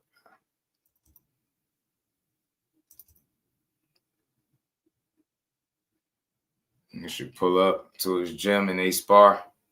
Yeah, something, right? Like they gotta do something, man. I just, it's definitely better ways to do it than going at each other. How they was just doing. I know how it goes sometimes, but dang.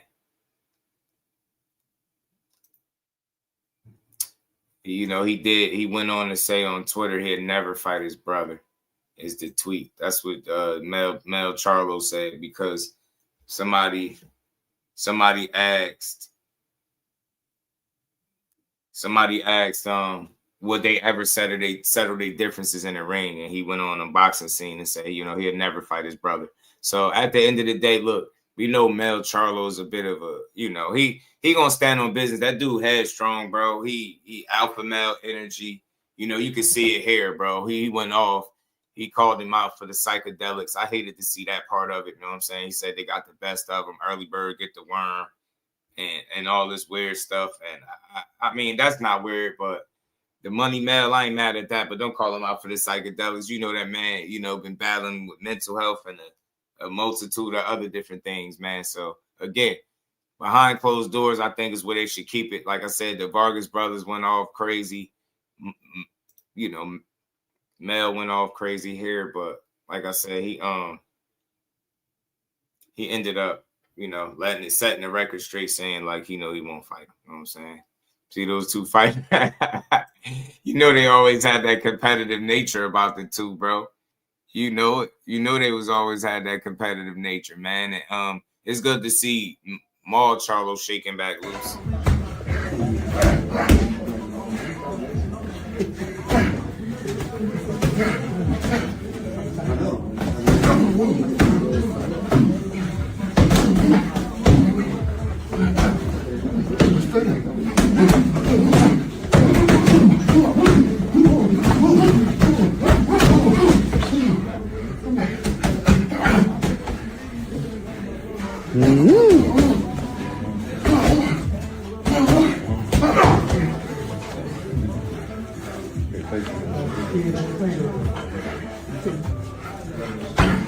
Oh, I'm sorry.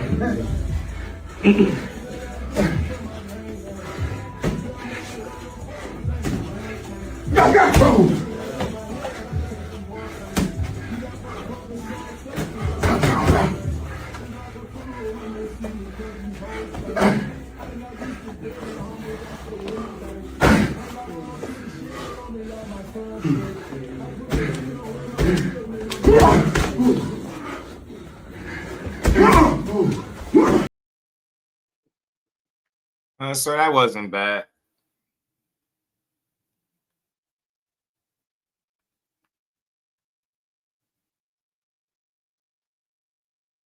That wasn't too bad, man. It's good to see him shaking loose, man. I think the main thing is that if they're going to get back in the ring for both of them, because look, they've been inactive. Jermall, we get the outside the ring issues. He human. Everybody goes through it. The most important thing is him trying to battle his way back. It's good to see him shaking loose, getting some rounds in, man. Staying in shape. Hopefully he can find some solid fights before he got to hang up the gloves. It's for Jermall Charlo. I mean, look, we ain't seen him since the Canelo fight, man. He's been, we've been seeing these little sneak peeks of him being in the gym, popping up, making these little appearances and things. He been talking about coming back. He been calling out everybody, which I do like, though. I do like that about him. He sound like he want to fight everybody, not just his brother, right?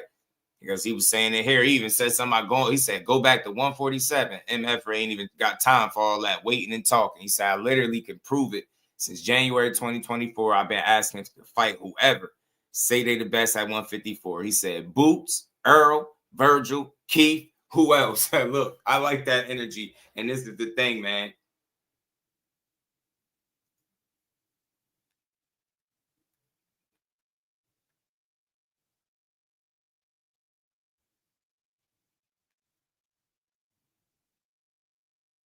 man. So that's I like the energy. That's typical male energy. And look, I don't know about y'all. I get it. Some people still got the Canelo fight in their mind. I don't care about that, y'all. I truly don't care about that. It happened. It's water under the bridge. We can't redo it. He lost. He was outclassed. You know what I mean? Same way, Canelo was outclassed by Bud Crawford, right?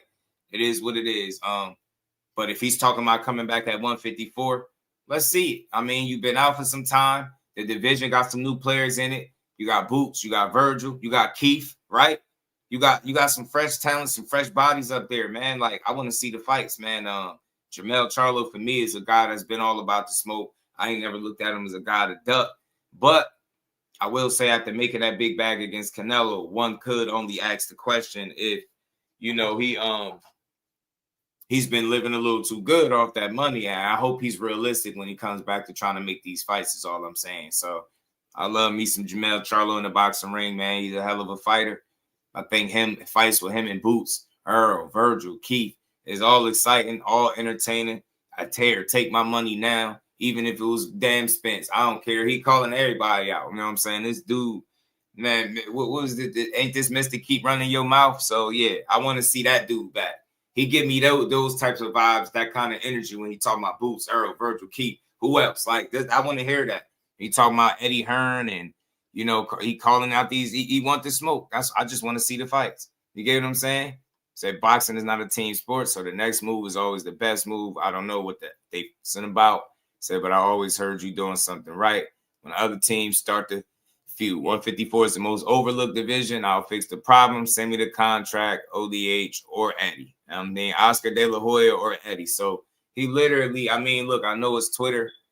I know he tagging them, but look, he's saying the stuff we want to hear him say. He talking about fights, and we want to see him. It's not a single fight that he mentioned down there at the bottom that I think that people won't get behind. The question is, to me and to y'all, is how realistic is any of these fights? What's the likelihood of any of them, right? We got the Boots and Virgil thing being hung up. Oscar done almost damn near ruined that fight. We don't know what's going on there, right? If they're going to make it or not. Keith Thurman, I think he's still set in line to fight Fundora, if I'm not mistaken. I thought so. So, I don't know. Errol, we don't know when he's coming back exactly, but I think this is a solid list, man. Look, at the end of the day, he's saying he wants to smoke. But like I said, I'm not a fool. I want to know which one of these fights is the most realistic out of everything that he mentioned, and that's what I want to see. You get me? The Charlos can fight, man. The Charlos can fight. He's only lost to the best at the time, so I want to see him get back in the mix, man. Guess that Canelo money's running out. Back hungry now. Shout out to you, Mr. Improv. From what I understand, somebody that knows the Charlos, knows they pops. From what I understand, Mel Charlo did really well with investing his money, even well before the Canelo fight. The Canelo fight, to my understanding, from my guys, icing on the cake. You know what I'm saying? But you can never have too much, right? But I've heard, from what I understand, he's done really well with his money, in terms of investing it and different things like that. So shout out to Mel Charlo. But we ready to see his ass back, Mr. Improv. We glad to know that his finances in order. But look, we trying to see that Mr. Keep Running Your Mouth. You know what I'm saying?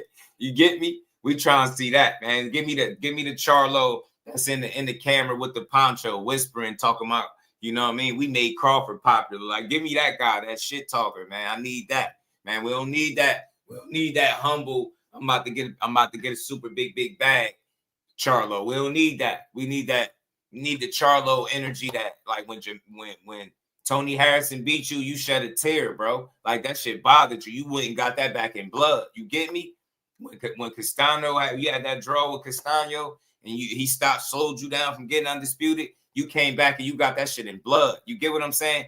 I want to see that Jermall Charlo. If he's still here, if he's still in there, that's what I want to see. You know what I mean? Give me that Jermall any day of the week, bro. That passionate dude, that want to win, the dude that want to really fight and prove himself and that good. Again, this is just talk here.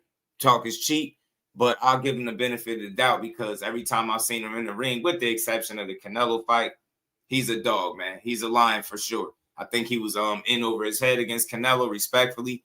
He F around and he found out. It was a little bit. He bit off more than he could chew. It just was what it was. You get what I'm saying? He lost, but I ain't gonna reduce him to his shortcomings.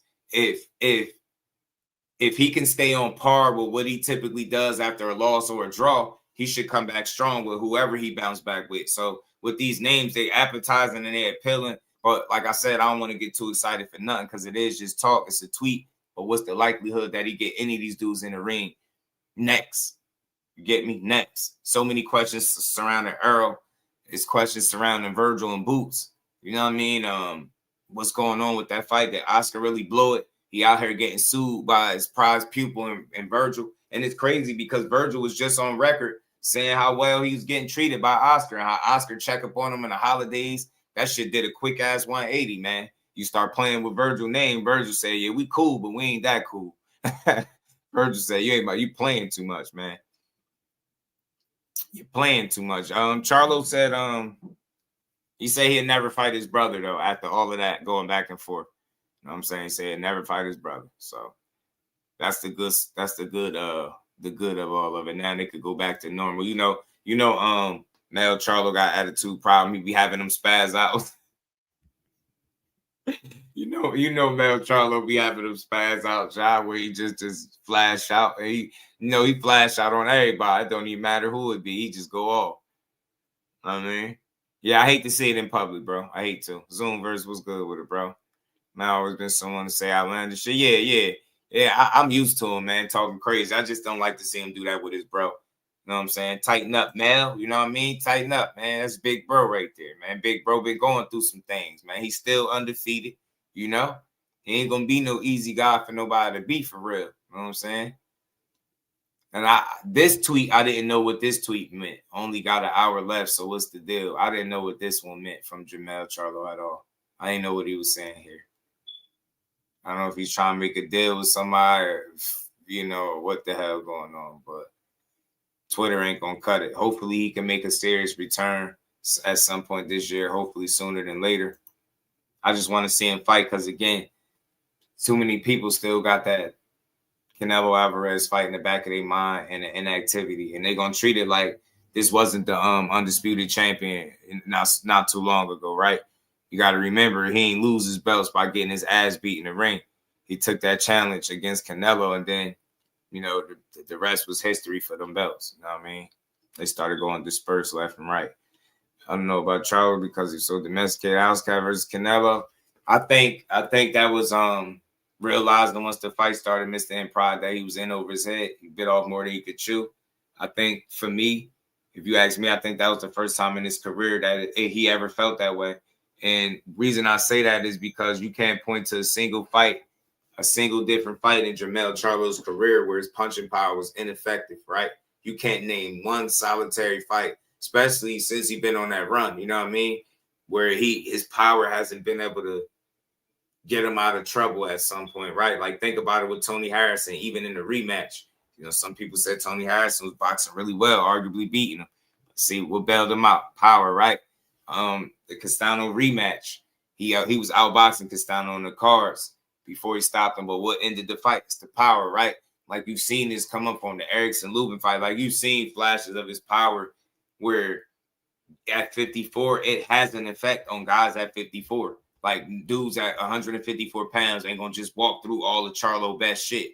So just imagine now, you 2 weight classes north of where you campaigned your entire career, and you in there with the king of the hill, right? And I think you start throwing shots and you realize that this 154 power that you've been having, that's been affecting those guys down there, don't really have no effect on this 68 pounder that's fought as high as 175. So think about you got to go to plan B, C, like shit hit different when you finally in the first fight ever where your power is just not having no kind of effect to deter this man from doing what he's doing, coming forward, landing his shots on you. And I just don't think he acclimated as well as Terrence Crawford did to the 68 division for whatever reason.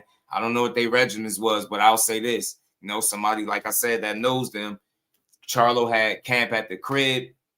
It just didn't seem the most motivated. He seemed like he allowed Canelo to rock him to sleep, whether it was the financial gain or the fact that it was Canelo, maybe a combination of the two. But either or, he allowed that to rock him to sleep. He just didn't seem as hungry as a Crawford was. Crawford took that shit serious. If you look at the difference in body types and structures, right?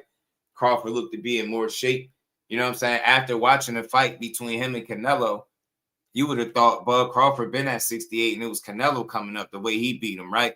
With Charlo was polar opposites, and Charlo had a bit of a love handle around the waist. So, you know what I mean? Just different, totally different scenario. But I just know, right, for me, I'm willing to bet that was just him being in over his head. And I know it's hard. It's a tough pill for people to swallow because it's something you never seen from Charlo, but it's real. You know what I'm saying? It's real. He just wasn't effective. And I think you got to go to plan B and C. But no matter what you do, this shit ain't slowing this dude down. You hitting him with good shots, but he walking through that shit. I think that started to eat up your confidence. No evidence was good. He say not that good. Who, Charlo? I won't say that. The way he went about becoming undisputed at 54, that was one of the best undisputed runs that I think we had since people been snatching up undisputed, since undisputed really been a thing, right, in this 4-belt era. I think he had one of the better runs at solidifying himself. So for me, hell nah. Jermall Charlo underrated? Nah, not for me. Neither Charlo is overrated to me. They both what they was, world-class guys. Jermall still undefeated. Jermall, he lost to Tony Harrison, avenged it. Draw with Castano, avenged it, and lost to Canelo. Think about that. What if that? Nothing about that says overrated. You know, Tony Harrison at that particular time was one of the best boxers at 154 pounds. His biggest Achilles heel was the gas tank, which ultimately, you know, caught up to him in multiple fights, including his first loss. So I don't know. For me, I like the Charlo brothers, man. They were better than a lot of people at the top of the game. They better than a lot of the dudes, man.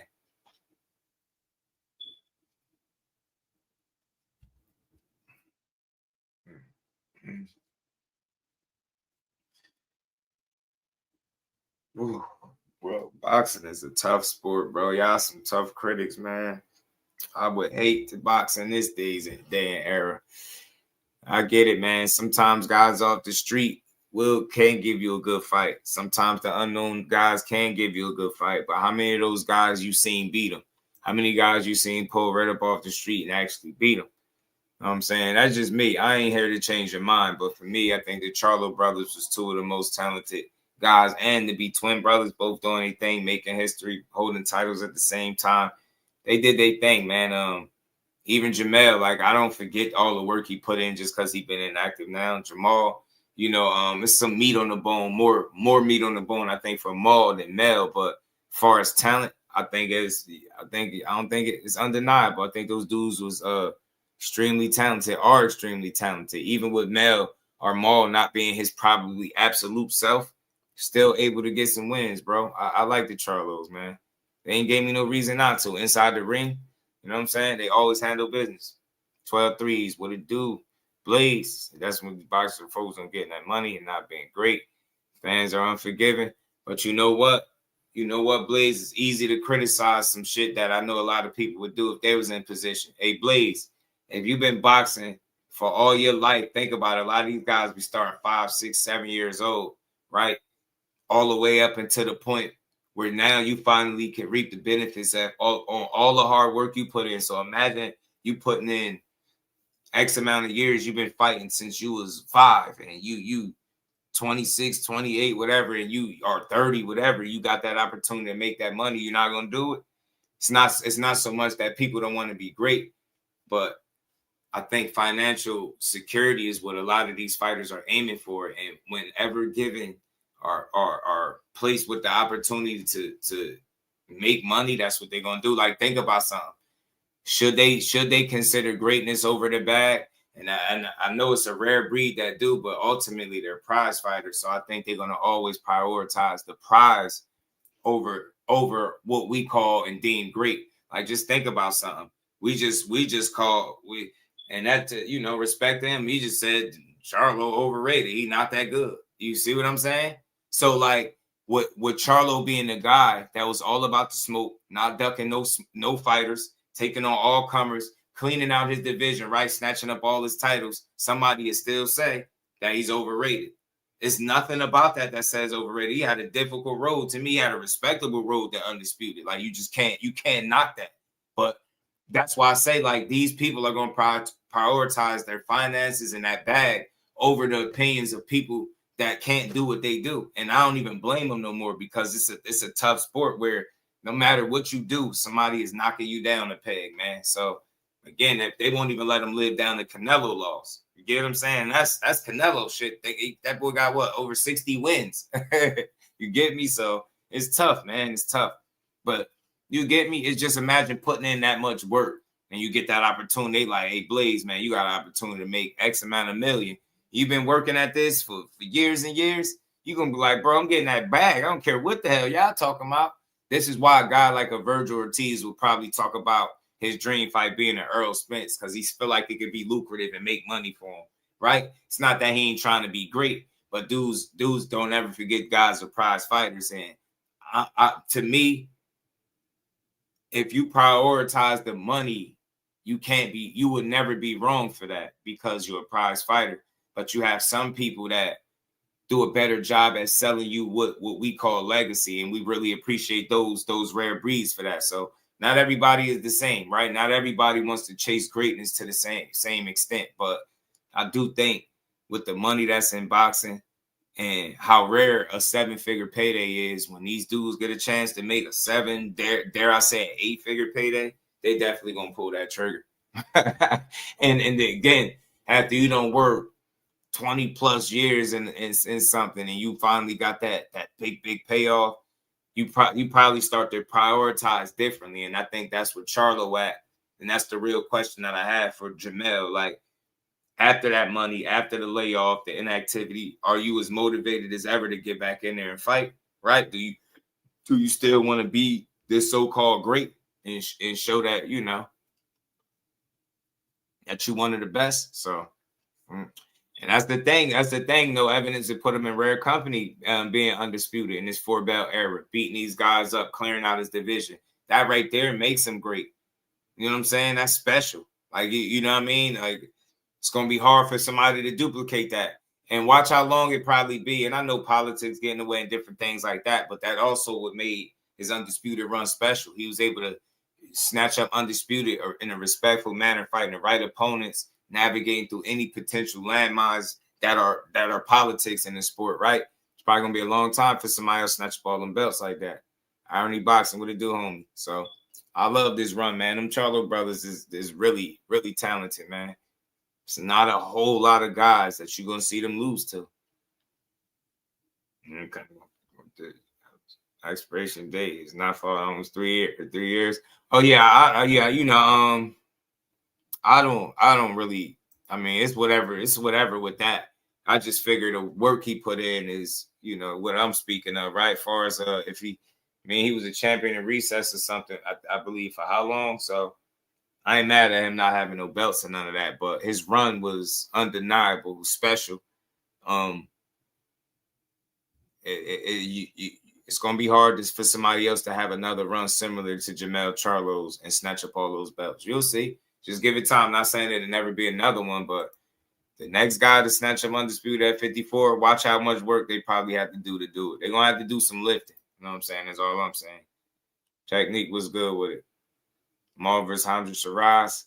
Yeah, Maul can get back active and get that fight. It'll make sense, but not off the inactivity. You know what I'm saying? Because I feel like we already know what to expect off the inactivity. You know what I mean? Not so much, but I just don't think you can expect the best Jermall Charlo off the inactivity that he's dealing with. So, but other than that, I wouldn't mind seeing it. I mean, I want to see what he got left in the tank, right? I want to see how much he got left. Both Charlos. You know what I'm saying? La Mana. Yep. Sparked him.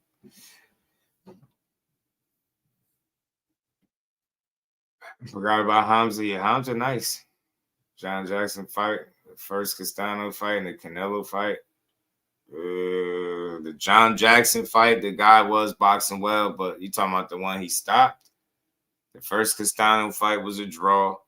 I mean, I think we've been that. I don't know. I can't be that hard on no fighter, man, because it's like John Jackson, he stopped. Castano, he avenged in a rematch. He was outboxing him before he stopped him in a rematch, so I think he showed his worth. And Canelo, he just was in over his head. He was in there with a better guy. You know what I'm saying? I don't think he was the best prepared. I don't think he had the most strenuous training camp and different things like that. I don't think he acclimated well to the weight class. There's a number, numerous contributing factors: the inactivity, the injury, the weight jump. Like it was the closest thing you'll see to a handicap match in boxing. Big drop, Dre, what it do, homie? So that's just me.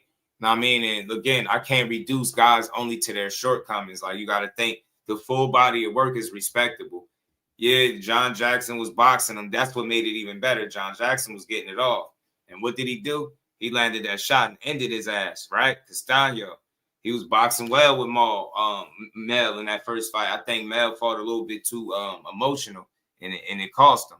I believe in that fight, right? But he came back in a rematch with a different, like, a sense of calm over him. And not only did he was up on the cards before he dropped him and eventually stopped him in a rematch. So I got much respect. And look, the Tony Harrison, he lost. He cried about that loss. He came back, rematched, and Tony Harrison was doing very well in a rematch boxing. Some say he was up. What did Mel do? Stopped him. Like, that dude is impressive, man. That's I'm boxing. Y'all some tough ass fans, bro. I would hate to be criticized by y'all fans. I would ignore the hell out. I ain't gonna lie. I would ignore y'all in today's boxing. Y'all tough, man. Y'all tough crowd, bro. And you can't say, like, think about it. Any active fighter who had a better 154-pound run, like what's the next best run you seen other than with Mel just beating them belts like that in the 4-belt era? That shit is special, man. Shout out to my brother Mike Kirkland. Appreciate the love back in the super chat. So I would rather Charlo go out like Joe Smith did against Better B than just try to stop winning. My opinion, I get it. I don't think he tried to stop winning, right? I thought that initially too, Mike. I was like, bro, he just didn't try. But I'll say this, like I've always said, after going back and looking at it again, I started thinking like, damn, he off he off a long-ass layoff, an injury, jumping 2 weight classes, no acclimation, in there with one of the most, dangerous guys there, the king of the hill, so to speak, right?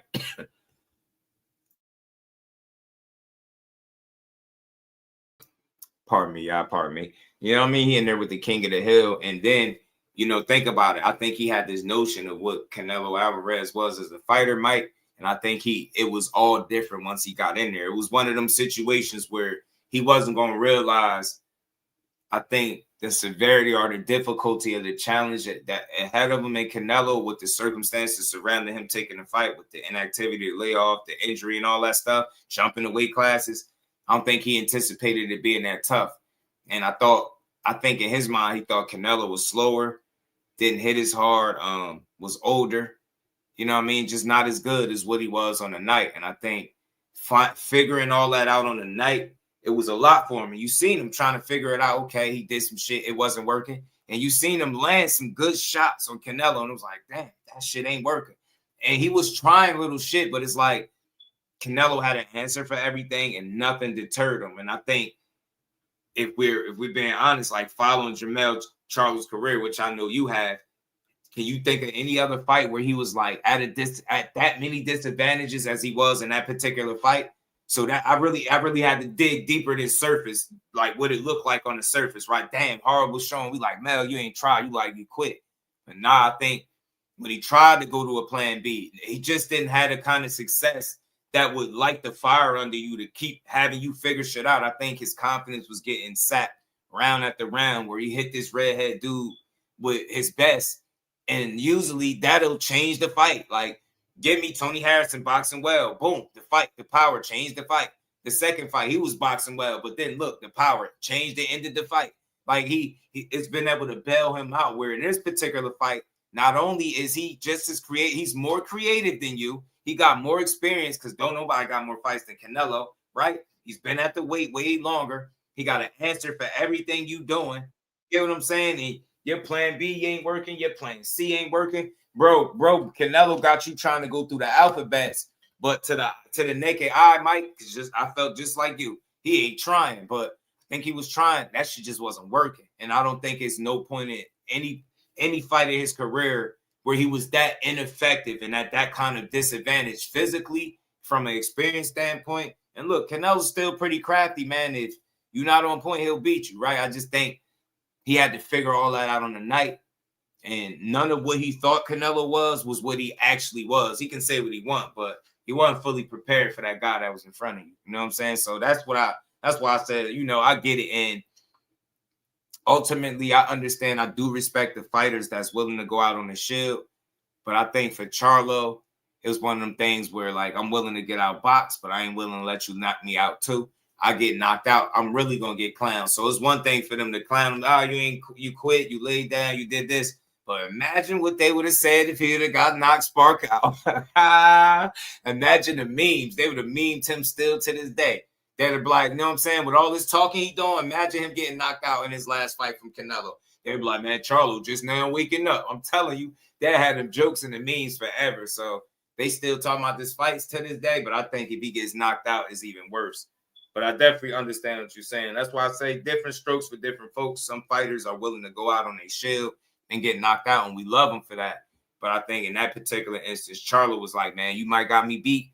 I ain't letting you knock me out too. You get me? Like, all right, you got me. All right, I'm getting outboxed. This shit ain't working. I'm throwing my best. You walking through this shit. You eating them and punching me in my stomach, my arms, and catching me over the top with hooks.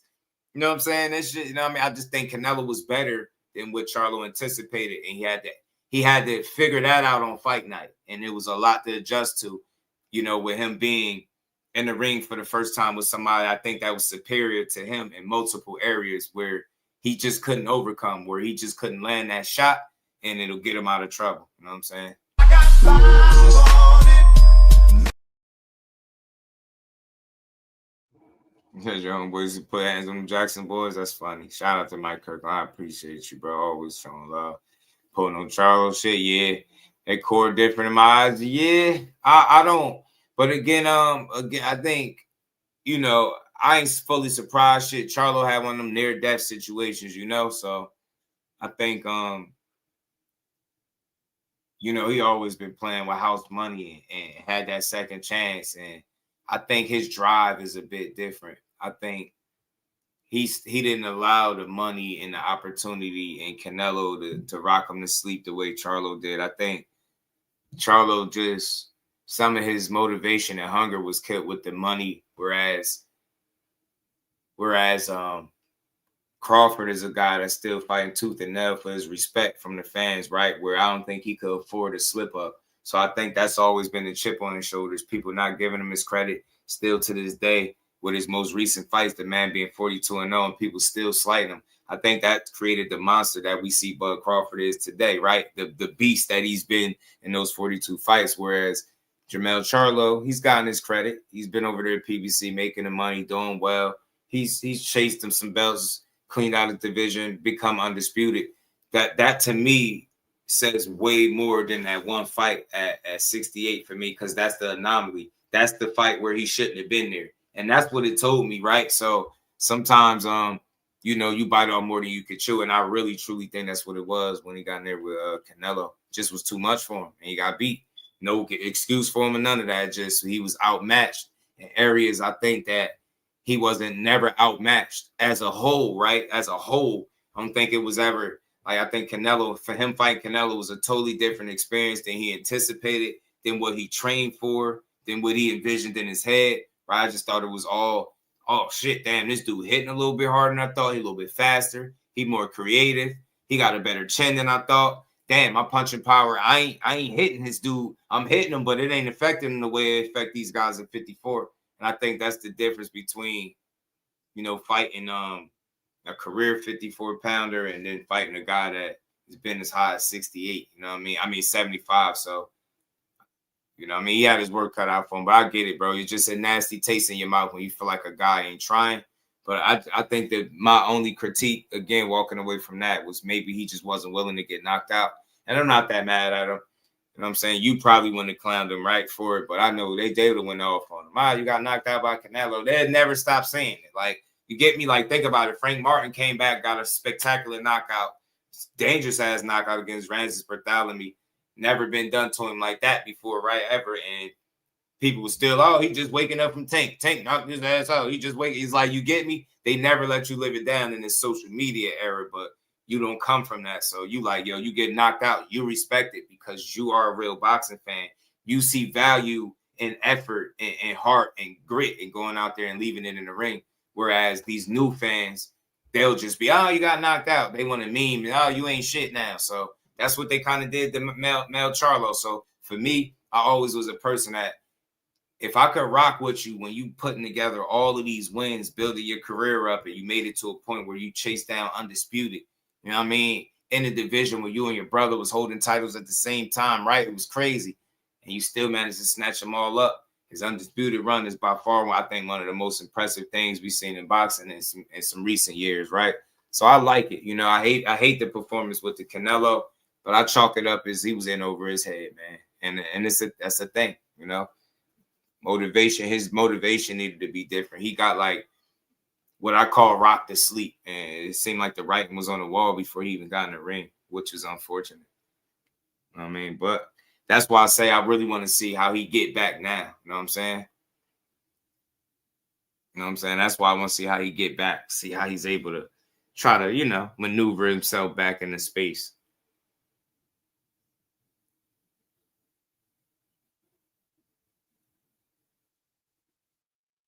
Let's keep rolling, y'all. Let's keep rolling. We got some more stuff we got to build on.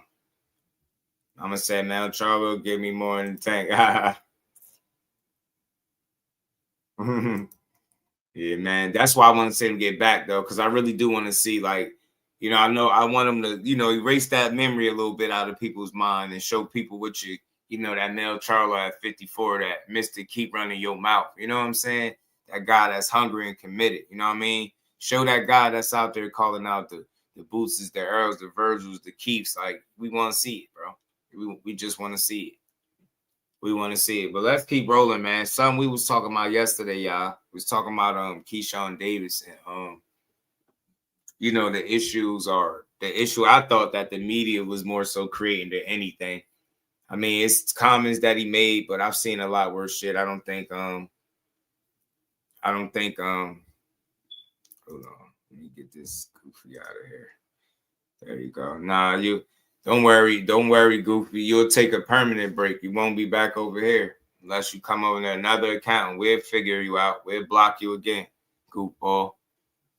It's crazy that we got racist people like that in today's boxing. Weirdo.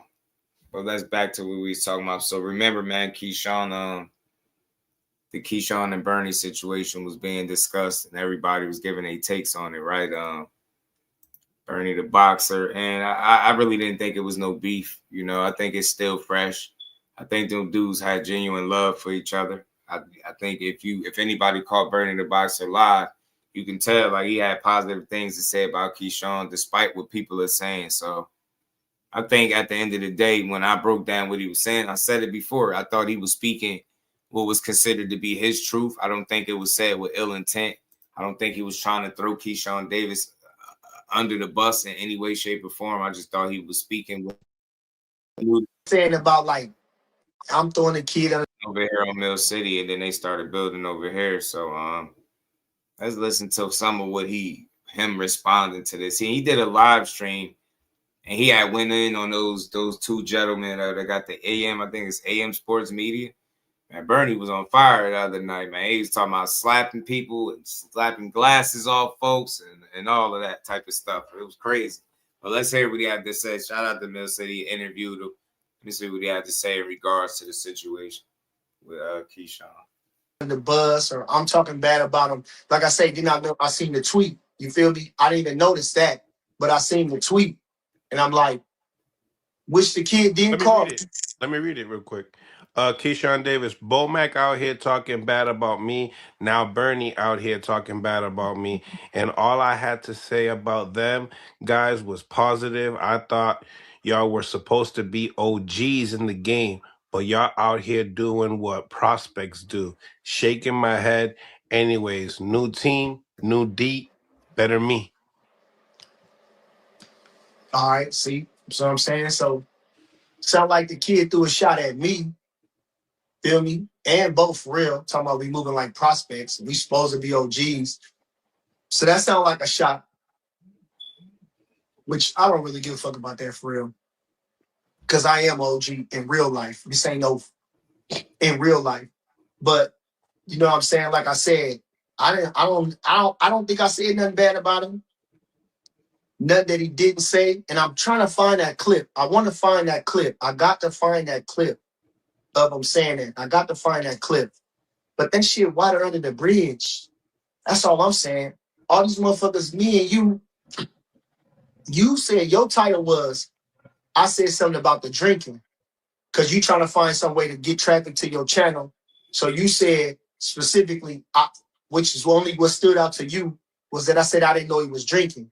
So you put that in your title to get your viewers. Okay. So when they clicked onto that, they didn't watch I don't know what clip you put up, but that's all they seen.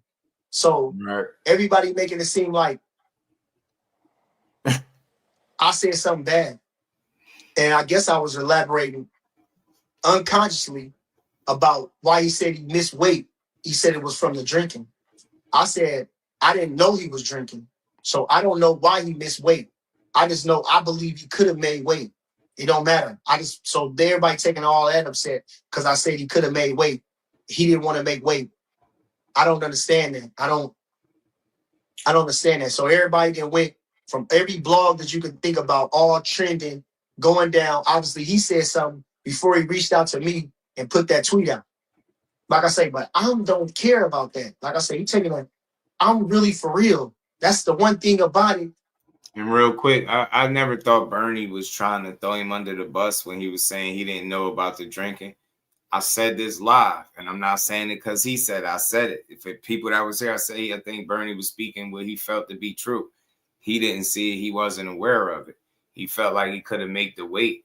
Him saying, I don't think that's the worst thing with Keyshawn. You just know Keyshawn made a bad decision, right? He was doing some things wrong, whether it be drinking or just not being fully focused, whether it was mental health. He was dealing with a combination of things. It's a mistake made.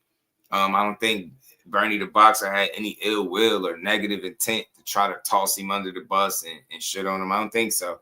And he said it last night, Keyshawn's a superstar. He's a bad, MFer. Like he one of them. You get me? He still wished him nothing but the best. He said if he offended him, he even said my bad. Like he said that on his own show. So I definitely don't think and I don't know, man, from what I observed from Bernie, just observing him, not saying I know him. I interviewed him once. I got the chance to talk to him. Seemed like a pretty solid dude. I don't think he bite his tongue much. I don't think he the kind of guy to say something and not be able to stand on it. So if his intent was to throw you under the bus, I think he would say it. I think he would stand on it. I really do.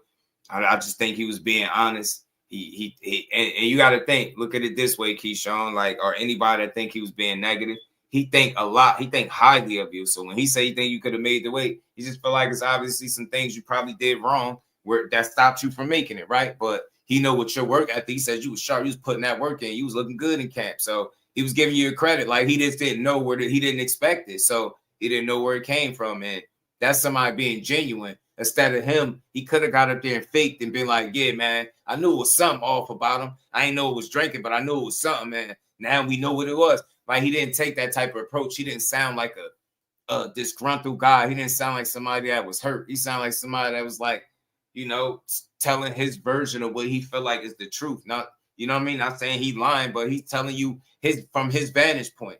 You get what I'm saying? What he observed, what he seen on a day-to-day. And he had far more positive shit to say than that one line about he didn't know about the drinking or he could have made weight. You get what I'm saying? He think he could have made weight. Like that's small shit. You know what I mean? He still prayed for the guy, wished him well. Spoke life into him, say he a bad boy, he talented, skills, all that stuff. Gave him all the praise in the world. So I think, y'all know how it go, man. People be like, add positivity, the negativity spread faster. Y'all know how it goes. So, you know what I mean? Somebody attached to something negatively said than something positively any day of the week. Why are we like that? It's just the way it is. So that's what Bernie is speaking to. You put a certain thing in the title, and that's the only thing people listen to. They see the title, they listen up to the part where you say, oh, he could have made weight, and that's what they run with. Oh, he beefing. Oh, he talking bad about you. Oh, he doing this, he doing that. and that just don't be the reality. So we'll see, man. Like I said, man, these dudes ain't going down. I don't see them being enemies or anything of the sort. I just think people just need to be very mindful when you quoting fighters and what questions you ask when you have people on platforms, and make sure you're not igniting no unnecessary flames is all I'm saying. Which I talked to him about. So I already said, come on, I'm Bernie for real. You know what I'm saying? I'm the nigga. I'm not saying it to him, but I'm in your face. I don't need to go on no internet or nothing. I don't need to make no tweets. I don't need to do nothing because everything I said, everything I do, I can stand on business. I can do it to your face. I'm going to say it to your face. Like I said, but everybody else in the media went in trying to change my words up, trying to make it seem like something was something it wasn't. The shit wasn't nothing. Me and you were just talking. Out of everything that the kids said, we never say nothing about nothing that I never said nothing like, oh, I never threw him under the bus about nothing, man. Go on all our interviews, they listen. Any interview I said, anything I said, I never threw the kid underneath the bus. All I said was great things about him. That's all I said. That's the one thing I said is that I feel like he could have made weight. I said he could have made weight. He didn't want to make weight. Everybody going bonkers about that. Yeah, you said it's not throwing him under the bus. At the end of the day, if I'm your man and I rock with you, I'm gonna think I think highly of you. I'm gonna speak on it, man. Yeah, I think he still could have made it. Maybe he did some things that stopped him from doing it, but it's a lot worse shit he could have said, and he could have took it in a much different direction if he was aiming to be negative or like to slight you or expose you or any of that stuff. I just thought it wasn't his intent. And I've seen this dude like speak and breathe life into Keyshawn while he hitting the bag, pads, or whatever the case. This dude is a real positive guy to have around. And look, I got my own opinion, I think, for myself. I got a chance to talk to him. He seemed genuine. I know he wanted Crawford like right hands. He ain't no spit bucket boy and all the shit that people be saying. It's like we've created this environment where we just don't know how to give the common man his just due or his respect. We just got to go to distant everybody. So look, you know what I mean? Talking to him seems solid. He just want the most for his people around him. He not trying to steal your spotlight. None of that stuff. He breathing life into you. He helping to the capacity that he can help. And he's actually done this. He got experience in the game. He know what he's doing. Smart dude, right? Somebody good to have around. Not a yes man, but somebody that a real one that's going to breathe life into you. Not only when things are going good, when shit go bad. I'm pretty sure he butted heads with guys behind the scenes, but at the end of the day, there got to be a reason Crawford, who I deem a damn real one, keeps a guy like this around, why they have such a mutual relationship. That got to be something. Got to be something about Bernie the Boxer other than holding somebody's spit bucket or the weird shit that people come up with just to disrespect people. So look, ain't none of us perfect. He says things in the past that I critiqued him for, but overall, I think when it comes to that, his dealings with Team Crawford and B&B, he solidified as one of the real members. He ain't no tag along, no third wheel type. He's part of the team, like he's always said. So I respect him as such. Shout out to him and Bud Crawford for maintaining the relationship through any ups, any downs, any level of success. They still rocking with each other the same way they always have. I think he said he knew Bud. Bud was about, what did he say, 7? Young as hell. He was about 14, Bud was about 7. So shout out to Bernie. He's been around forever. You know what I'm saying? Hey, man, I love that, Mike Kirkland. Hey, I love that. Man, Mike be on it. That's a fact, bro. Ain't he remind me of Tony Yayo, loyal as hell, man. He breathed life into his guy, and you could say what you want about him, but I haven't heard Crawford refute the things he said or not give him credit or, you know what I mean, say, oh, he just be talking. Nah, it's James saying be coming from a real place. So I rock with it, man. I ain't got no issue with Bernie. I appreciate a guy that know how to be loyal in the grimy I did say that. Either way, he was overweight. He didn't make 35. So it don't matter. It don't matter what he weighed. He wasn't on weight no matter what. That's the thing that you better understand. He wasn't on weight. He decided not to make weight. So what? Okay. Shakur said the same thing when he fought Conceição. Well, Shakur was like 1 pound over, 1 point something over him. He decided not to make the weight. So what? So because I said it, now it's a bigger deal because he ain't with us. I don't care. I don't care that he's not with us. in the sense that like this. If a motherfucker don't want to fuck with me, I'm cool with that. I'm not begging nobody to be with me, not one person. I don't care who it is. If you don't want to be with me, that's cool. There don't gotta be no, just ain't no, you know what I'm saying? Nothing. No animosity is like, it wouldn't matter no matter what, bro, with me, my world, my life, just how I am. It wouldn't matter to me because, first of all, it's like this. I could see somebody being disgruntled if, let's just say, I was depending on you to feed me. Let's just say that. You had all the food, then you took all the food away. Now I don't have no food. So now I'm mad at you because I ain't got no food. Or you kicked me out your house. I done had nowhere to go, and now I'm on the street. So now I'm cussing and yelling at you and blast at you because now I don't have no. That's not the situation. And true story, even if that was me, even if that happened to me, God has my back. So if I'm in them situations, I'm never going to fall on my face because God got me for real. You can do any kind of fuck shit to me, anybody, they never prosper. And I done had them do it. I done had them do it. My own family, they tried to sweep the rug from underneath my feet thinking that I was going to fall on my face, and I didn't do nothing but go up. So I'm saying it wouldn't matter any which way about that. Feel me? Wouldn't matter any which way about that. So I'm not disgruntled about the kid. I wasn't disgruntled to say that. I was just talking because they was talking about that's what they said. That's what he talked about on the show.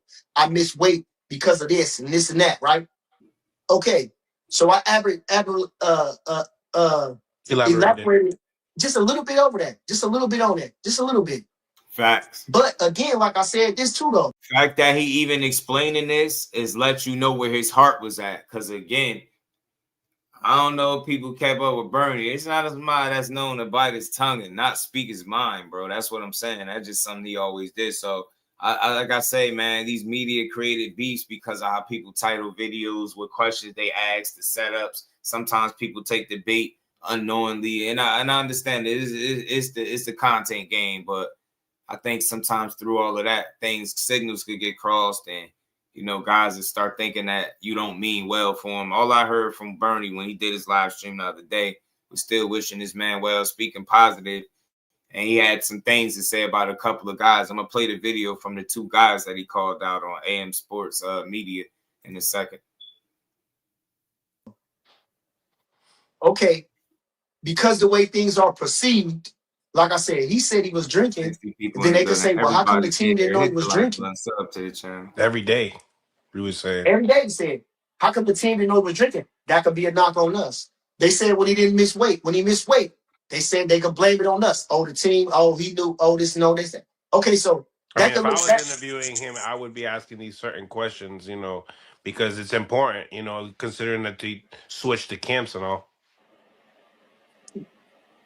Like I said, they say it look bad on your team, right? Everything when you do something, it look bad on your team. Okay, me, in my opinion, maybe in my ignorance, maybe in my what do you call that? Not my ignorance, but fuck. Where you just like being aloof or fuck is that name? I know it. Naivete. And maybe being naive. Yeah. I didn't look at it as a knock on our team. I didn't look at that. Maybe somebody else, but I didn't look at that. He missed weight, so it's on us. I didn't look at that. Right. That it's on us. I did not look at it like that. I didn't look at it like that. I swear, I did not look at it like that because I know for a fact that the team did everything they could to help this guy do what he's supposed to do. That's it. So that's all I know. So it didn't look bad on me. I didn't feel like it looked bad. Feel me? But hey, man, listen. It is what it is. Everybody got something to say. Either way it go, it's good publicity. Feel me? Everybody gonna be tuned in like a motherfucker January 31st for whatever reasons. You know what I mean? Yeah. Everybody loves a redemption story. Everybody loves a comeback. And listen to what he talking about. Like, you don't hear no malice in his heart. He like, man, at the end of the day, good publicity shit. People going to be tuning in to January 31st good, bad, or indifferent, man, to see what's going on with and he's in that role right now. So all he got to do is show up and show out, and all that shit gone. Everything else is that shit dead. See, I like Bernie, man. He ain't on that goofy shit. Like, bro, this shit's dead. It's not even that big a deal. I spoke my truth. Take it out of context. I see how people click and put their videos together and all that stuff. Man, I'm still wishing this kid nothing but the best.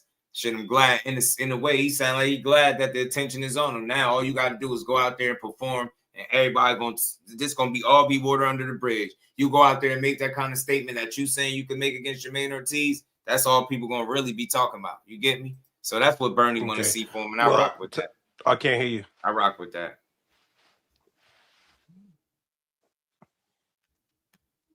Someone called you, right? You gotta press them like ignore or something.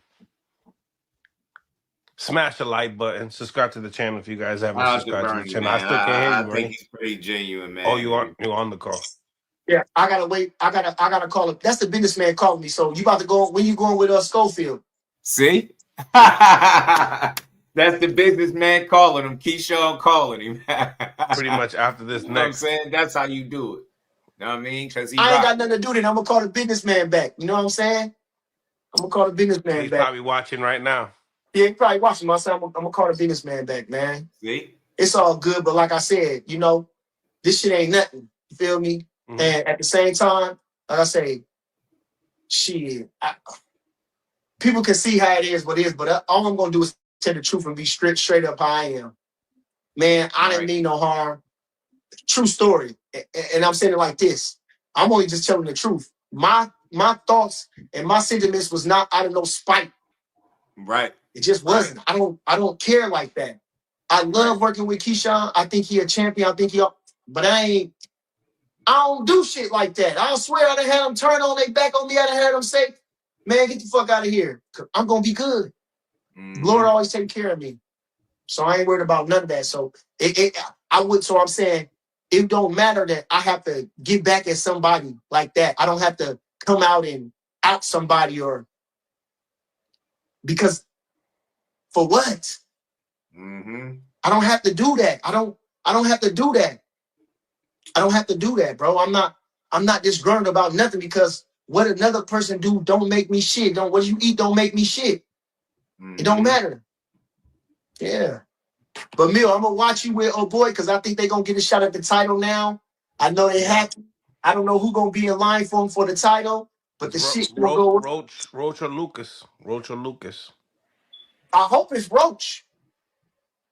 I don't know who Lucas. Who the fuck is Lucas? Lucas Bahdi. He's signed to MVP Promotions. He's the one that knocked out H2O, almost knockout of the year. Oh yeah. Oh.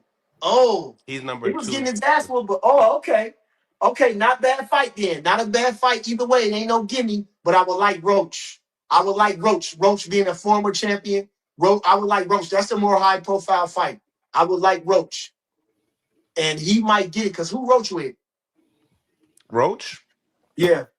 I mean, he's like Pro Box PBC, yeah. / PBC. He might get it because who was an old boy with Eddie Hearn, right? Nah, he with Golden Boy. Oh, Golden Boy. Okay. I don't know. Either way, oh well. It's Tank fault. Ain't nobody blame nobody, but it's only Tank. So whoever he fight, as long as he fight, he ain't get. He bet something on him, Shaw, when Eddie Hearn was like, "Are you on drugs? Are you on drugs?"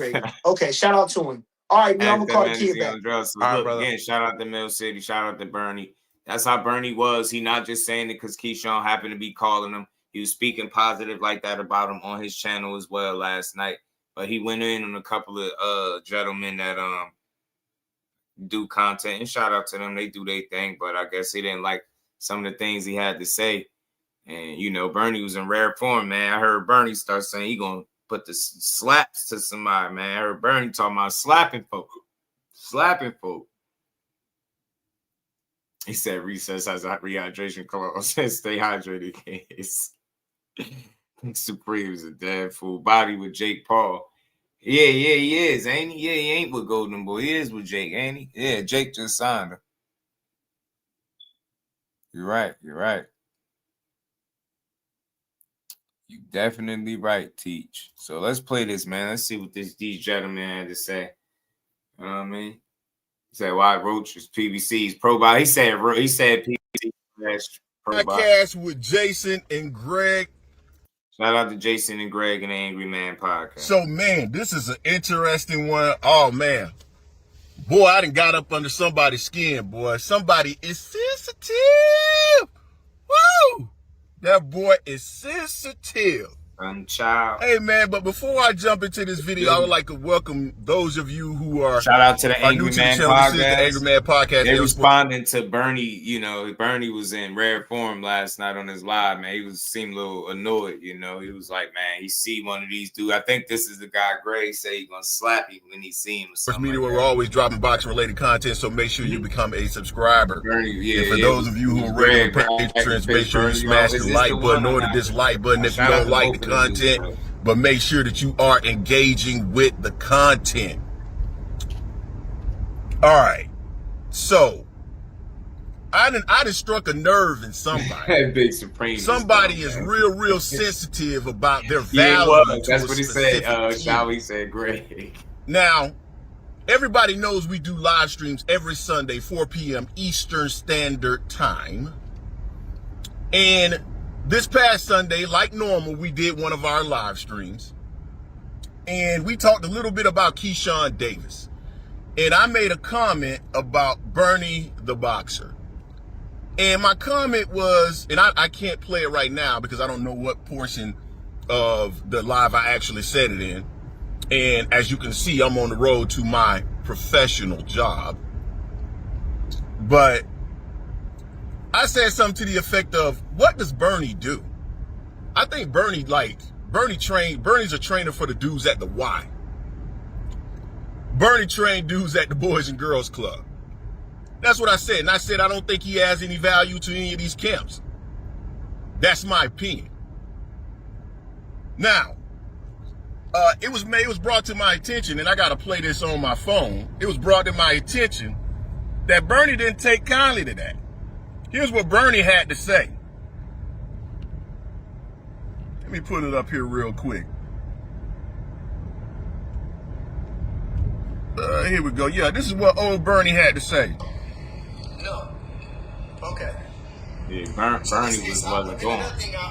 This punk ass nigga, AM Sports Media. I'm gonna give him a little glory right now. I'm gonna mention his name. You bitch ass nigga. You pussy ass nigga, Greg.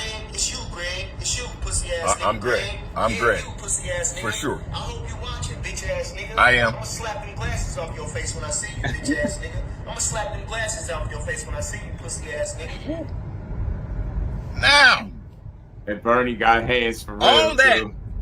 About a comment that I said that he trained dudes at the Y, the Boys and Girls Club. So there's a couple things that I want to address. Number one, Bernie, you calling me BANs and PANs and all that other stuff. Bro, I'm from the same neighborhood you from, bro. Don't let the glasses fool you. None of that moves me, cuz. You coming up talking about what you gonna do to me and how you gonna slap me and all that other stuff. I tell you, man, if it was 10, 15 years ago, I would have hopped on this video and I would have told you that you 5'7" and however many pounds, and I'm 6'2" and 220, and don't think it's gonna be as easy as you think when you see me in person, because I'm not a little dude. But this Greg, the 100% professional Greg, that has left all that behind, and make no mistakes about it, I am a professional. What I'm gonna tell you is this. You come up to me talking about what you're going to do if you see me and you put your hands on me, lawsuit, done. Lawsuit, and I'm going to take whatever little money you do have, just for the hell of it. And I know it's probably not that much. I pride myself, and Jason, he prides himself on keeping it strictly boxing. And the comments that I made about you were boxing related. Whether or not you are actually, in fact, a vital person in anybody's camp. That was the comment. Now, I did make it in a joking fashion. But check this out. Hit dogs holler. There is no reason for you to respond in the way that you just responded. So clearly, I struck a nerve, and you are sensitive about who and what you are. Now, if I had said something about your personal life, you, your family, something like that, everything that you said out of your mouth would have been warranted. But nothing that you did or nothing that I said was warranted. That kind of response. So here's what it is. I'm going to tell you what men do, Bernie. Men, if we have an issue with someone, we'll sit down and have a conversation. So if you ever see me in person, we can absolutely sit down and have a conversation because I'm not going to walk the other way. We can all sit down and talk, or you can talk to me, or you can hit me up through your cousin because your cousin know me, or whatever, man. We can have that dialogue. We can have that conversation. And then you can air out your grievances, and I can tell you my perspective on it, and then we can move on as men, because that's what men do. Let me tell you what boys do. Boys get on video and start calling cats BANs and PANs and talking about what they're going to do to them. That's a little boy. You got to be like 40 years old, cuz. What you on here talking about, what you going to do to me and all this other stuff? Man, you're not 20. You're not 20, fam. So keep it about that. Talk about how my show act. Talk about how we don't know nothing about. And here's another thing. How you giving me some shine? We bigger than you. We got more influence in boxing than you. So how are you giving me shine? You ain't giving me nothing. As a matter of fact, we do this for fun. I'm not your average YouTuber, cuz I don't need YouTube. I do it because I find it entertaining. But I don't need it. We don't get paid off YouTube. We get paid off professional jobs. So it is what it is. If you want to have that dialogue, we can absolutely have that dialogue. If you want to have that conversation, we can have that conversation. If you ever see me in person and you step to me talking about what you're going to do to me, you put your hands on me. You stupid, bro. I'm telling you, I'm just going to sue you. It's just that simple, fam. And you can get mad. You can call me a BAN and a PAN and everything else under the sun as it relates to that. But I'm a grown man. I'm too old to be out here street fighting. And I'm not going to engage in that. It is what it is. So hit me up, fam. You can hit me up directly or whatever. Or you can respond to this through video, however you want to do it. But make no mistakes about it. You won't get anything for stepping to me and trying to do anything to me. It won't benefit you one way or the other. I'm out. Yeah, shout out to Greg. Shout out to N-Sports Media, man. The Angry Man podcast. Look, I get it. Everybody got their different feelings about things, and look, I ain't gonna you shortchange his work. You say like you question his, I guess, importance, his validity in the training camps, and what do he do? What did they have him around for? I mean, Bernie said it. He a trainer. He helped train. You got Bo is the head. The boss, you know what I mean? Bo was the head guy. And, I think he said 3 assistant trainers on his live stream. So I think, look, whether or not he's the absolute main guy, I don't think matters. I think all that matters is that he's been around for years. He's somebody that has some experience. He had a few pro fights, about 3, right? He did his thing in the amateurs as well. He got some amateur background, and he know the game. He know the sport of boxing. I think him being kept around all this long, I think it had to obviously be for good reason. You got to think him being there at the retirement parties, the parades, like Bernie is right there. He ain't taking a back seat, a second fiddle. Like he being treated like a brother, an equal. Like you get what I'm saying? You get the utmost respect from Crawford. They rock with each other. The thing that I could appreciate the most about their relationship is that it's a mutual thing. It's not one-sided. It's not like Bernie just this guy that's around. Oh, he's just around and playing it back, and he's just there and tagging along to what Bug got going on. I don't think that's the case. You know what I'm saying? I think he, what he says, like he helps in the gym. He gonna breathe life into you. He don't care if you hitting the bag, jumping ropes, hitting the mitts. He gonna speak life into your career. I think you need real people around that's not just there for the check. They're going to get paid because that you take care of your people, but he's not just there for the check. He's not there stealing your limelight. He has never once made it all about him. He's always spoke spoken highly of everything that's B&B related, all parties involved, all fighters involved. Like, I think his contribution to the camp might be something that you can't necessarily put a price tag on, right? When you got a real one that's known you since you was 7 years old. He literally probably know what make you tick. So he know how to be an attribute, or should I say a asset to your situation, because he know, you know what I'm saying? He know what this shit take. He know what you need. He know how to help you, where to help you at, where areas, you get what I'm saying? So I respect that. And it's been consistent through the years. You've never seen no public spats, fallouts from these dudes talking bad about each other. You hear them speak highly of that guy, man. It got to be for good reason. So that's what I'll say. You know what I'm saying? Feel me? Shout out to my guy, Crush, the legend, Yoda Wise. What's good with it, bro? OP, my dog. What's good, family? How you feeling? So I think, you know, I think his addition and his presence has been important to the team. I think they respect him. They want him around. They need him around. He ain't just like a tag along as, oh, I want to be down and I want to be part of it. And it's got to be me. It's not him. That's not him. He played it back and he helped however I think the team see fit. So, and obviously one of the trainers. So I'm pretty sure he's helping at the end of the day. And you only as strong sometimes, a lot of times in boxing, is the team you got around you. So I think this is one of those cases, man. B&B has built a pretty sturdy, strong core base, right? You know what I mean? With some solid talent and some real coaches, man, that all go out there with the same purpose. And I think that's what makes what they do over there unique and special, and it stands out. They all share the same goal, right? They want to put these fighters and see these fighters be in the best positions possible. And I'm pretty sure Bernie the boxer is willing to do whatever it takes to help his people get it done, right?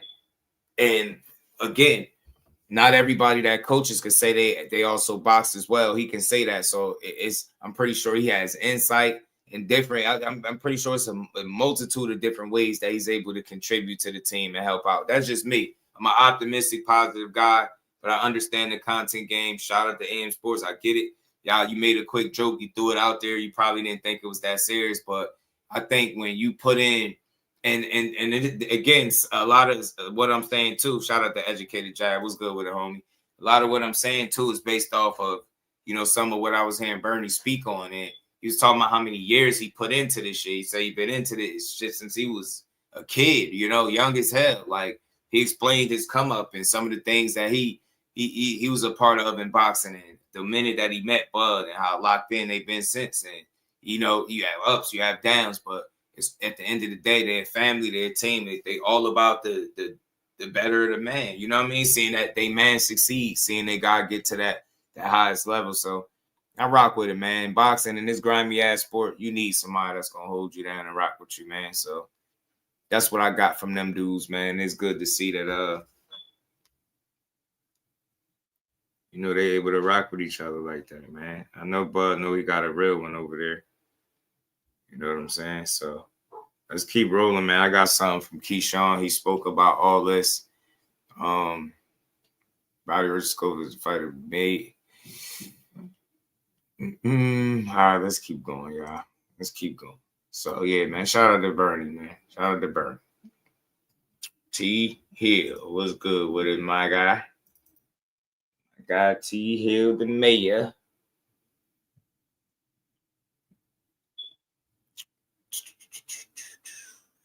T. Hill, the mother sucking mayor.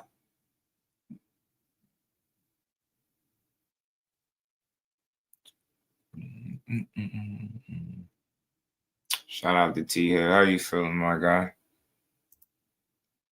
Let's get to it, man. Let's get to it, y'all.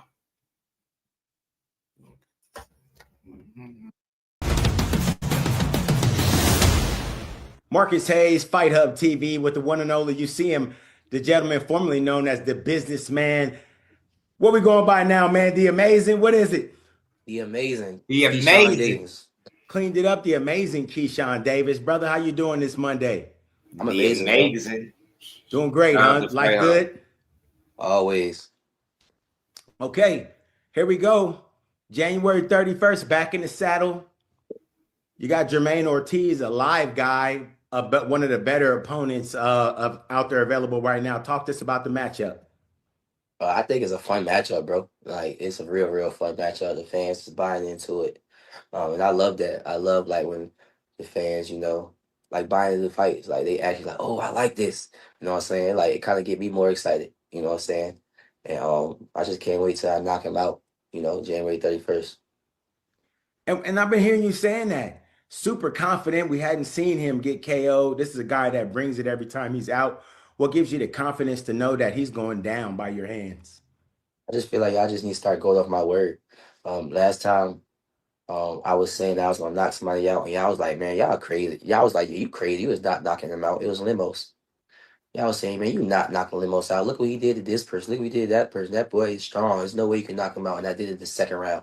You know what I'm saying? So I just feel like y'all just need to start going off my word. If y'all want to make some money, place a bet. So put your money where your mouth is. Stop talking about some it. money. Yeah. Okay, that's fair. That's fair. We've seen Jermaine Ortiz in with you guys already like know Tio, him. and You know how I go. made a good account for himself, even though he's lost. What do you feel like you have to do to set yourself apart from the other guys that he's competed well against? Just keep being myself. My team told me that my team put in my head that it was right about it. They said, Keyshawn, like what you gotta realize is you got a lot of God-given abilities. As far as just your attributes, your speed, your power, your IQ, your body frame, everything. You should have a lot of God-given abilities that people just can't keep up with. They said all you gotta do is just go in there and be yourself. When you be yourself, you're amazing. And that's when we start coming up with the amazing Keyshawn, you know what I'm saying? So I just gotta go in there and be myself, bro. I don't never go in there and try to like, oh, I gotta outdo this person or that person. That's just not my character. It's not who I am. I know who I am, and I'm the best in the sport. And it's just time for me to show it. Definitely. We've seen you do great things in the sport. We've seen you headed what looked like to the mountaintop. Then we had the hiccup last year. We'll get into that. But before that, main fight on the card, Teofimo Lopez, Shakur Stevenson. What do you think about that matchup and how they get together? I think that's another fun matchup, man. I feel like Shakur is gonna beat him fairly easy. I'm not gonna lie to you. Tio know exactly who he's facing. And I just feel like Shakur is just so focused, so locked in. But not only that, I just feel like his IQ is just on a whole nother level. Shakur IQ is crazy, for real. And he's going to show that, January 31st. He's going to show that he levels ahead of Teofimo, for sure. And you're a person that really can speak to the acumen of Shakur Stevenson because you guys have been training together since you've been youngsters. A bit of a prodigy, he's always been. Talk to us about that level of special to the level of special that we're seeing now from Shakur Stevenson. Man, Shakur always in the gym, number one. He's always working, like for real, for real. Me and Shakur talk about this sport all the time, and he always say how much he loves this sport. And I'm like, shit, I wish I loved this sport how much you loved it, because shit, I don't really give a damn. Like, I just like fighting for real. But Shakur really loves boxing. Like, he really loves boxing, you know what I'm saying? So, like, Shakur, like, he remind me of, like, Muhammad Ali. Like, you got to kill Shakur for him to lose in that ring. Dead ass serious. Like, you know what I'm saying? So, Shakur just loves this sport so much for him to even come close to anybody. You know what I'm saying? Again, y'all going to see this shit January 31st. Just a different level of dedication from Shakur Stevenson all the way around, huh? Yeah, for sure, for sure. I think that's one of the things. I think that's one of the things too, though. I think that makes Shakur really special as a fighter. I think his competitive edge or competitive nature is not something that you could measure in terms of like power. You can't measure it same way you could, right, in the ring from an X's and O's standpoint, right? That's just something you can't really fully, you know what I mean? Sometimes people don't take that into account, how bad you want it. And he's one of those dudes like Keyshawn is just speaking of. It seems like a really self-motivated individual, man, that really pushes and want to be great. And I think anytime you put another young talent, rising talent in the mix, you just got two guys potentially feeding off each other. So I just hope they've gotten the absolute best training camp as possible, so we can see the best fights from all parties involved, from the main event, but from the start to the finish. he's different, bro. And I'm glad I got a chance to even watch him. Like I'm blessed to be around him, just to see just the work ethic that he had since he was a kid up until now. He still has it. You know what I'm saying? So it's just a blessing for me just to be around and see it. Keyshawn, I want to get your opinion. There was just a fight announced, kind of surprising to some people, not to others. I Mario think so Barrios, too. Ryan Garcia. Jordan's shit, his What grandfather chance do was you give Ryan Garcia to become a legitimate champion in the fight game? Shit, bro. right. You think Mario Barrio is better than Rolly? That competitive nature is real. It depends at what. I think that all around, Rolly's a better fighter than he gets credit for being. Yeah, hell yeah, me too. His power is crazy. Shit, honestly, bro, like that's a tricky fight, bro, because like Ryan Garcia, he too damn unpredictable too. You understand what I'm saying? Like you don't really know what version of Ryan Garcia you're gonna get. Now he looks like he's focused and locked in. Like this is his first time fight for a world champion. We're fight for a world title. So like I expect him to come like on his real age, like on his age, like on his P's and Q's. You know what I'm saying? But shit, bro, it's a 50-50 fight, bro. And you ask me, bro, I'm gonna tell you shit. I don't know. I'm just gonna be there and just watch. You know what I'm saying? The best man win, bro. Like, shit. Definitely. And as far as you go, back to the team that you started with, going back home, talk to us about the reunition of you and your team. My team, man. I love my team. I love my boys, man. My guys, man. Like these people I've been with for all my life, bro. Like these people I've been with as an amateur, traveling on the road as amateurs. We all amateurs. And then these guys that's training me, they didn't know they was gonna be trainers, bro. Like they didn't know that. Like the cards just got dealt and they just became trainers. But now they've been training for a very long time before I even accepted them to come onto my team. You know what I'm saying? So it's like, bro, like these people is family that I'm with. You know, like these people, even after the fight, we're gonna be going out to eat. We're gonna be watching NBA basketball games with. I'm gonna be over their house holding their kids. Our kids gonna be playing with each other. You know what I'm saying? So it's like, bro, it's deeper than a team. It's family. You know what I'm saying? So that's exactly what I need around me. People that really genuinely love me. And when it comes to boxing, we all got the same goal, and that's to be different and be great. Definitely. And we all know you from the previous team. Bomac, B&B Boxing, Terrence Crawford, Steve Nelson, all the good people from up there in Omaha, obviously making a change. I watched the interview with you a couple of days ago, and there was some startling revelations that made me wonder. You talked about the drinking during the camp in preparation for Baranchek. Is that correct, or was that misquoted? Honestly, bro, I made a big mistake talking about my damn personal life because people don't care. People really do not care about, what I was doing or fucking what I should have done personally. You know what I'm saying? So I'm gonna just say it on record too. I should never even put that out there because now people talking about, oh, you lying. Fuck it, I'm like whatever, bro. You know what I'm saying? So y'all just take it. Y'all just take it for what it is. And I'm happy, Keyshawn, that you Talk said to what him, you just said, Jordan. because I really want to give you a platform and a chance, Juice, what it do, unabated, to go ahead and tell your side of the story. And I'll preface it with this. Given the fact that you were training so hard every day, and with Terrence Crawford and the people that you were around every single day, looking these guys in the eye, how was that experience to be hiding something so egregious to a level of fighter or champion such as you? Well, again, I spoke on this before. People thought that when I missed the weight back in June that I didn't really care. But like, bro, I come from the trenches, bro. You don't show no emotion.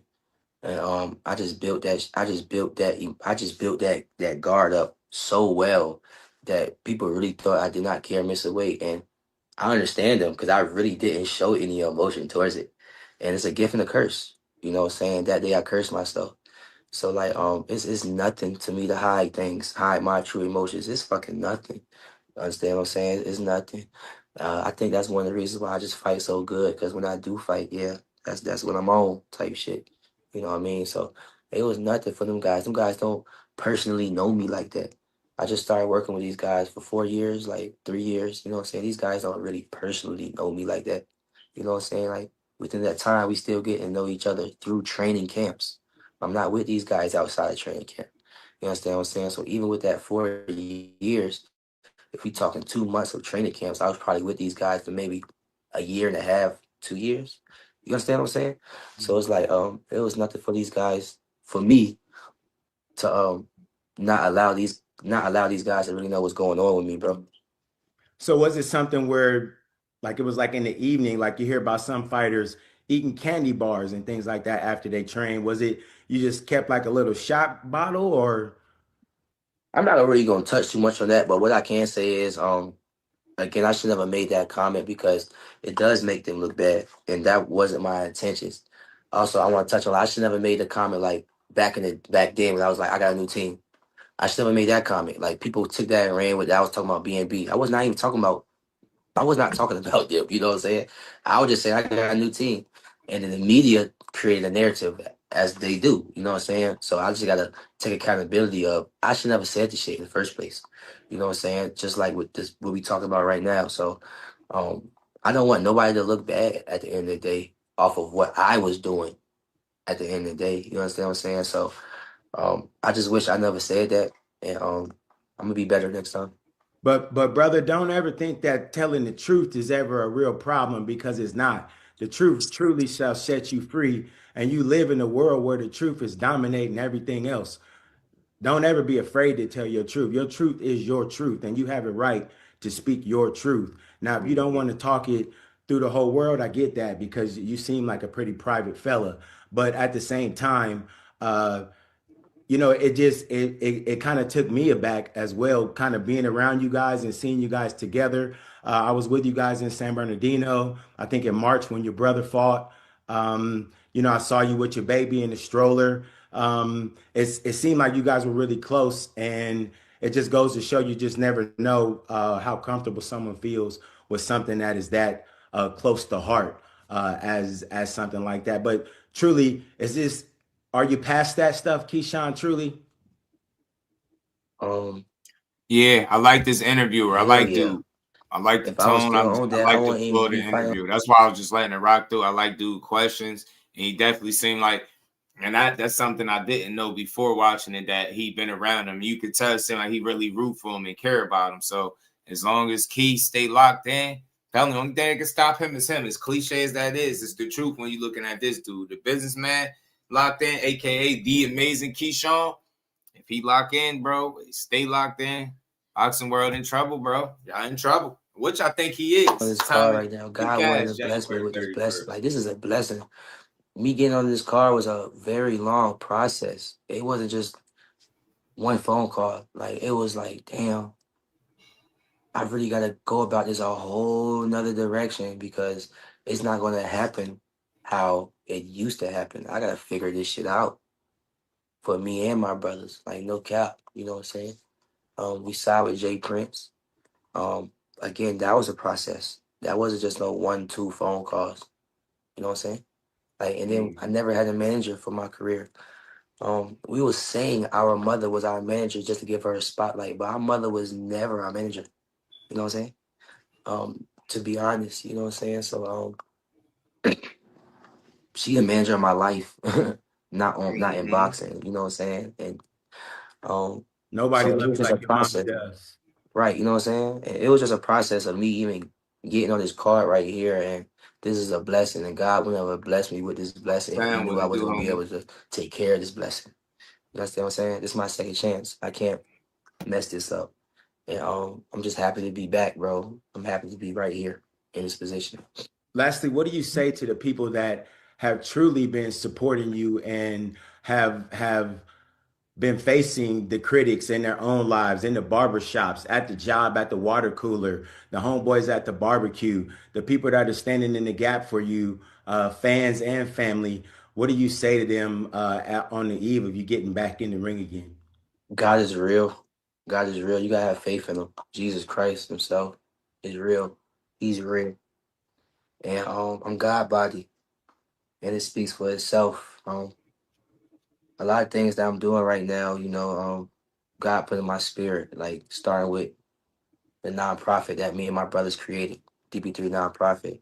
Back in December 22nd, we had the biggest DB3 community day ever. That's my brother's birthday. That's crazy. My little brother Jack's birthday. We gave away toys, clothes, food to the entire community. Like over 2,000 people was there. Like over 2,000 people was there. We had freaking youth dancers. We had the youth band there. Man, everybody left happy, bro. Like it was just so amazing.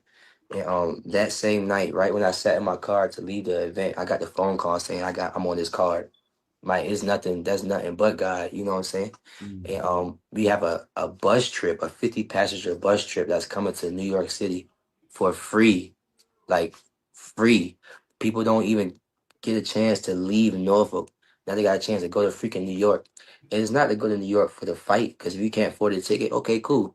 Just come to New York, go find a restaurant, go find a bar to watch the fight at, catch a different vibe, catch a different atmosphere, go shopping.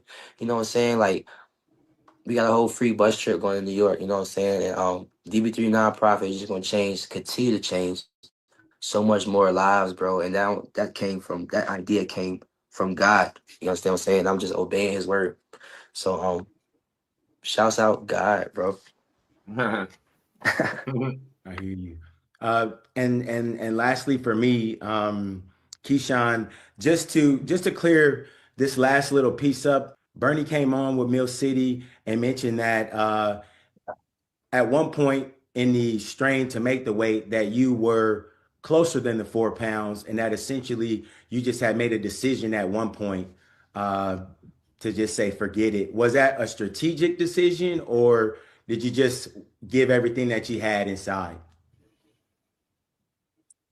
See, I seen that, and I seen people saying, "Oh, he was scared. He wasn't trying to fight De Los Santos." What I got to say about it is, mind y'all business. That is water under the bridge. That fight is gone. We can't go back in time and change anything. What happened, happened. Let it go. We're fighting. I'm about to fight in front of 20,000 fans. Something that I never did before, on a Ring magazine card as a co-main event. And I'm about to knock Jermaine Ortiz out. So after I do that, then I'm potentially going to be main eventing a Ring card. And y'all want to keep talking about what happened in June? Look, we on to bigger and better things.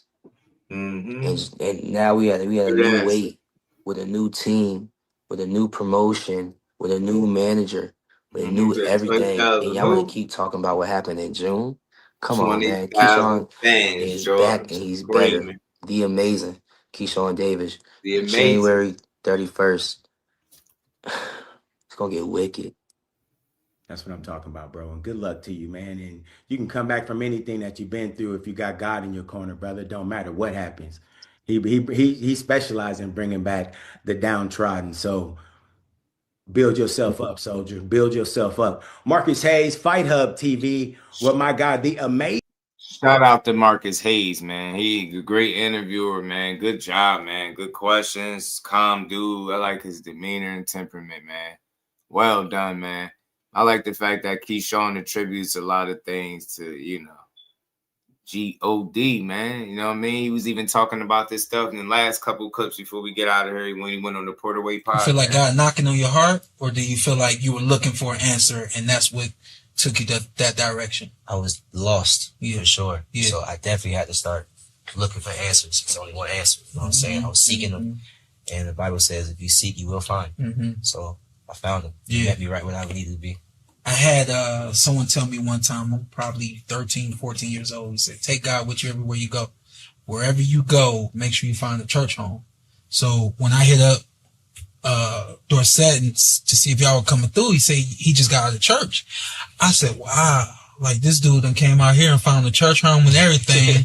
Crazy enough, it ain't my home, y'all, but we gonna get him there just to check it out. I'm definitely covered, bro. I'm definitely covered. Don't even worry about that. Did anyone give you that knowledge, or was that something you just instinctively knew? I'm in Vegas, I gotta find a church home. Oh, well, me and my brothers, we grew up in church. So that's just like one thing. That's just how I grew up. So when I moved out of Virginia, I also have a son, But you don't like the way it's going for you outside of the ring in certain aspects of life. Is that a challenge? How do you balance that that humility that leads to a good life outside of the ring, while keeping that ego to believe you are the biggest and baddest in whatever weight class you're at, the best fighter in the world? That's a great question, bro. And honestly, first things first is always God, bro. Since I've been pro, I've been kind of like 1 foot in, 1 foot out with my Lord. You know what I'm saying? My Lord and Savior. So now that I actually had the chance to step back from boxing and just put a mirror in my face, I had to realize like, yo, Keyshawn, you can't do nothing without God. So again, I told you, like, my faith grew. You know what I'm saying? And now that my faith grew, I feel like I can do all things through Christ who strengthens me. Yeah, because the two can sometimes be in opposition. Is turn the other cheek, but in boxing, you can't turn the other cheek. You got to return back twice, 3 times harder in that boxing ring. So I imagine it's not easy. What you mean by that? Well, sometimes in the Bible, it's about turning the other cheek and being about peace and whatnot. But in the boxing ring, it's the most brutal sport there can be. So they require sometimes 2 different mind states, I'd imagine. Right, and that right there, turning it on and off, is definitely challenging. Like, I'll give you just a simple example. Like, I'm trying to listen to more like calm music and like gospel music, but like when I'm in the gym, it's like, yo, I need to listen. Like, I want to listen to like trap, you know what I'm saying, to get me hyped up, like no cap, you know what I'm saying. And I'm really trying to get away from that because, again, I got a son. I don't really want my son to think, yo, this music is okay, because it's really not. You know what I'm saying? So I'm not perfect. I'm still going through like little ups and downs. But the best example us Christian boxers had to actually look at is George Foreman. Shout out to Keyshawn, man. He's speaking in a positive manner. That's why I say he found some inspiration, some motivation, got a relationship with the man upstairs, man. He sound like he ready to start this next part of his career, which should be fun and interesting. I can't wait to see it. And we here for it, Keyshawn. We's here for it, man. Lastly, man, I got one last clip for my guy, Hall of Famer Timothy Bradley. Let's go. Forget the intro, man. I just got off that ShakurTV.com. The video today is fire, man. Got all this training footage up, man. Shakur, Stevenson, dude, I'm telling y'all, this dude is not playing. Man, I ain't never seen Shakur Stevenson with some damn abs like he got right now. Shit. Ooh, boy, he about to go Donkey Kong. Yeah. Bring them goddamn bananas. Bring them bananas, man. And throw him a couple bananas after the victory. Shakur Stevenson, hell yeah. Go Donkey Kong on his motherfucking ass. Keep this hell yeah. Man, hey, I'm telling y'all right now, there's only a few guys I get excited when they get ready to fight, man. Terrence Crawford was one of them. Yep. Shakur Stevenson. Oh, yeah, he's another one I get excited about, especially a fighter this magnitude in his career. 4-division world champion, about to join Sweet Pea, baby. Yeah, you know what I'm saying? Inoue, hell yeah, I get excited when Inoue been to get ready to fight. And what that young boy name, the prodigy, the one, shit, you already know, Abdullah Mason. I get excited when that man fight too. Damn it, I'm driving, I don't give a damn. Yeah, I'm in traffic right now, and I don't give a damn because guess what? I'm hyped up. I love what I saw from Shakur Stevenson. Man, but I'll tell you this, Shakur, just don't leave it in the gym. Man, you working your ass off. I see you, boy. You working your ass off, boy. You want this real bad, but I'm just letting you know, man.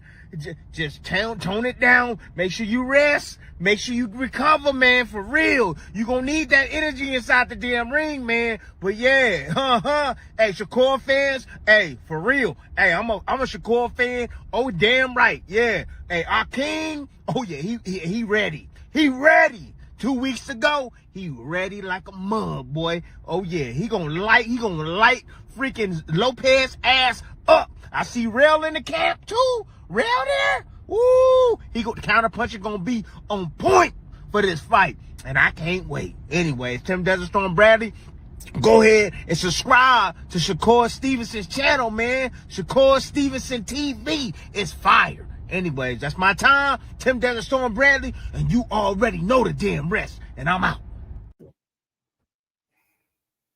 I'm just saying, Haney setting the trend. Lawsuits, Flossie Sports, what's good with it, bro? Now the lawsuit been over. What's good, Flossie? The lawsuit been over. He dropped it.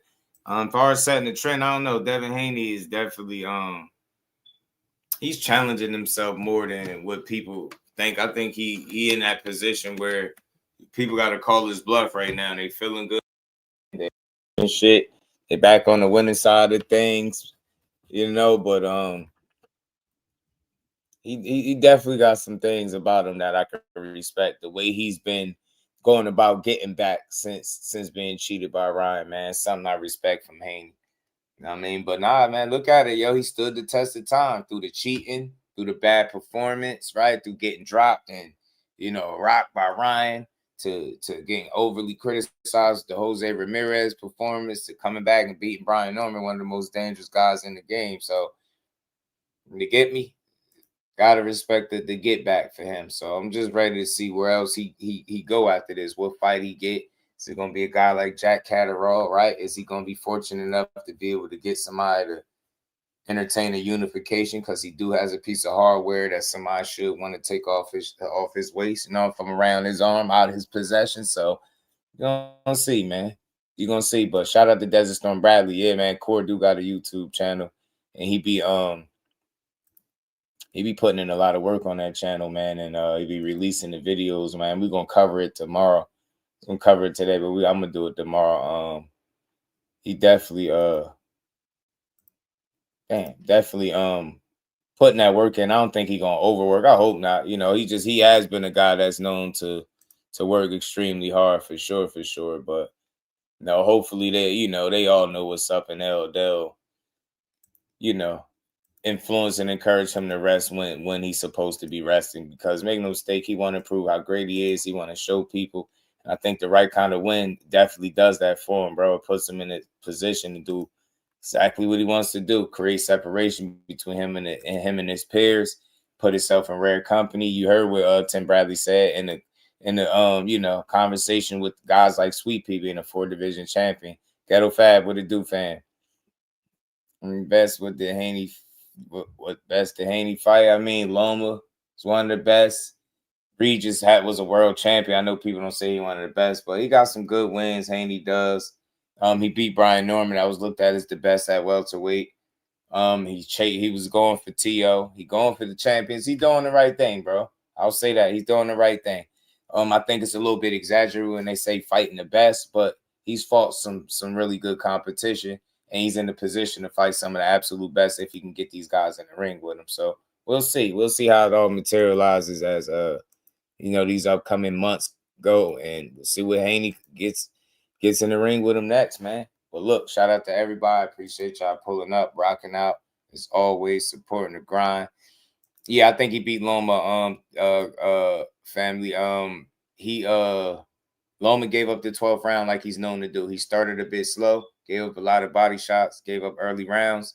He picked it up in the middle rounds. He had the more decisive rounds in the fight. He had the bigger rounds in the fight, the more dominant rounds in the fight, if you will. But Haney still won 7 rounds to 5.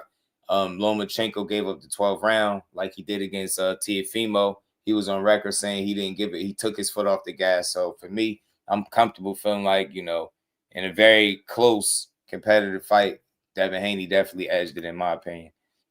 Doing the step ups. Now, Haney, I feel you. But Haney's trying to do it as well, bro. He's trying to do it. You get what I'm saying? He's trying to do the best he can for himself after getting cheated. He's trying to bounce back. Think about it. He was going to fight T.O. T.O. was like, no. There was some talk about the boot situation, right? Rolly don't want to fight, right? He asking for these fights. So we'll see. Let's see. It's still early. Let's see how far he's going to take it. You know what I mean? But I like Haney, bro. I think he got a lot of heart. I think him and his dad together are really smart, man. And they continue to be on the right side of boxing because they make smart moves, man. And Haney can box despite people not liking him. Shout out to the homie Var World Boxing. What's good, homie? How you feeling? But we'll see, man. We'll see if Haney is able to chase down more legacy at 147 pounds. Let's see if he move up. Let's see if he's able to make a big fight, in the next couple fights or so. We're gonna find out. You know what I mean? But I like his heart. I like his determination, his work ethic. You know what I mean? Him and his father, they seem to be a well-oiled machine, and they continue to try to figure it out and be relevant by making fights that make sense, as they did with Brian Norman Jr. Now they got to follow that up with another meaningful fight, and let's see who gets in the ring with him. But with that, man, Another dope build in the books. I appreciate everybody, all the support, man. Hit the like button, sub to the channel, that bell icon on the way out. Appreciate the support. I will see all of y'all tomorrow. And we just gave boxing is just due, man. Peace. Representing Brick City, Shakur! Finding those levels, too. Look at that four-punch combination. It's a masterclass right now from Shakur Stevenson. That's what you're seeing. A masterclass. And Shakur meeting them with straight left hand. Oh, there's a knockdown scored with the left hand.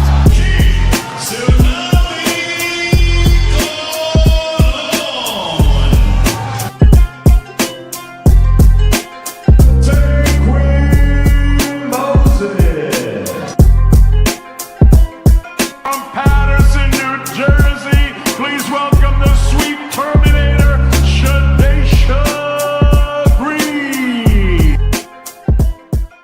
Make sure y'all subscribe to Just Boxing, the best boxing talk. It's probably the most unbiased channel on YouTube. Right now, we're going to give him his just due. Shout out to my brother Just Due.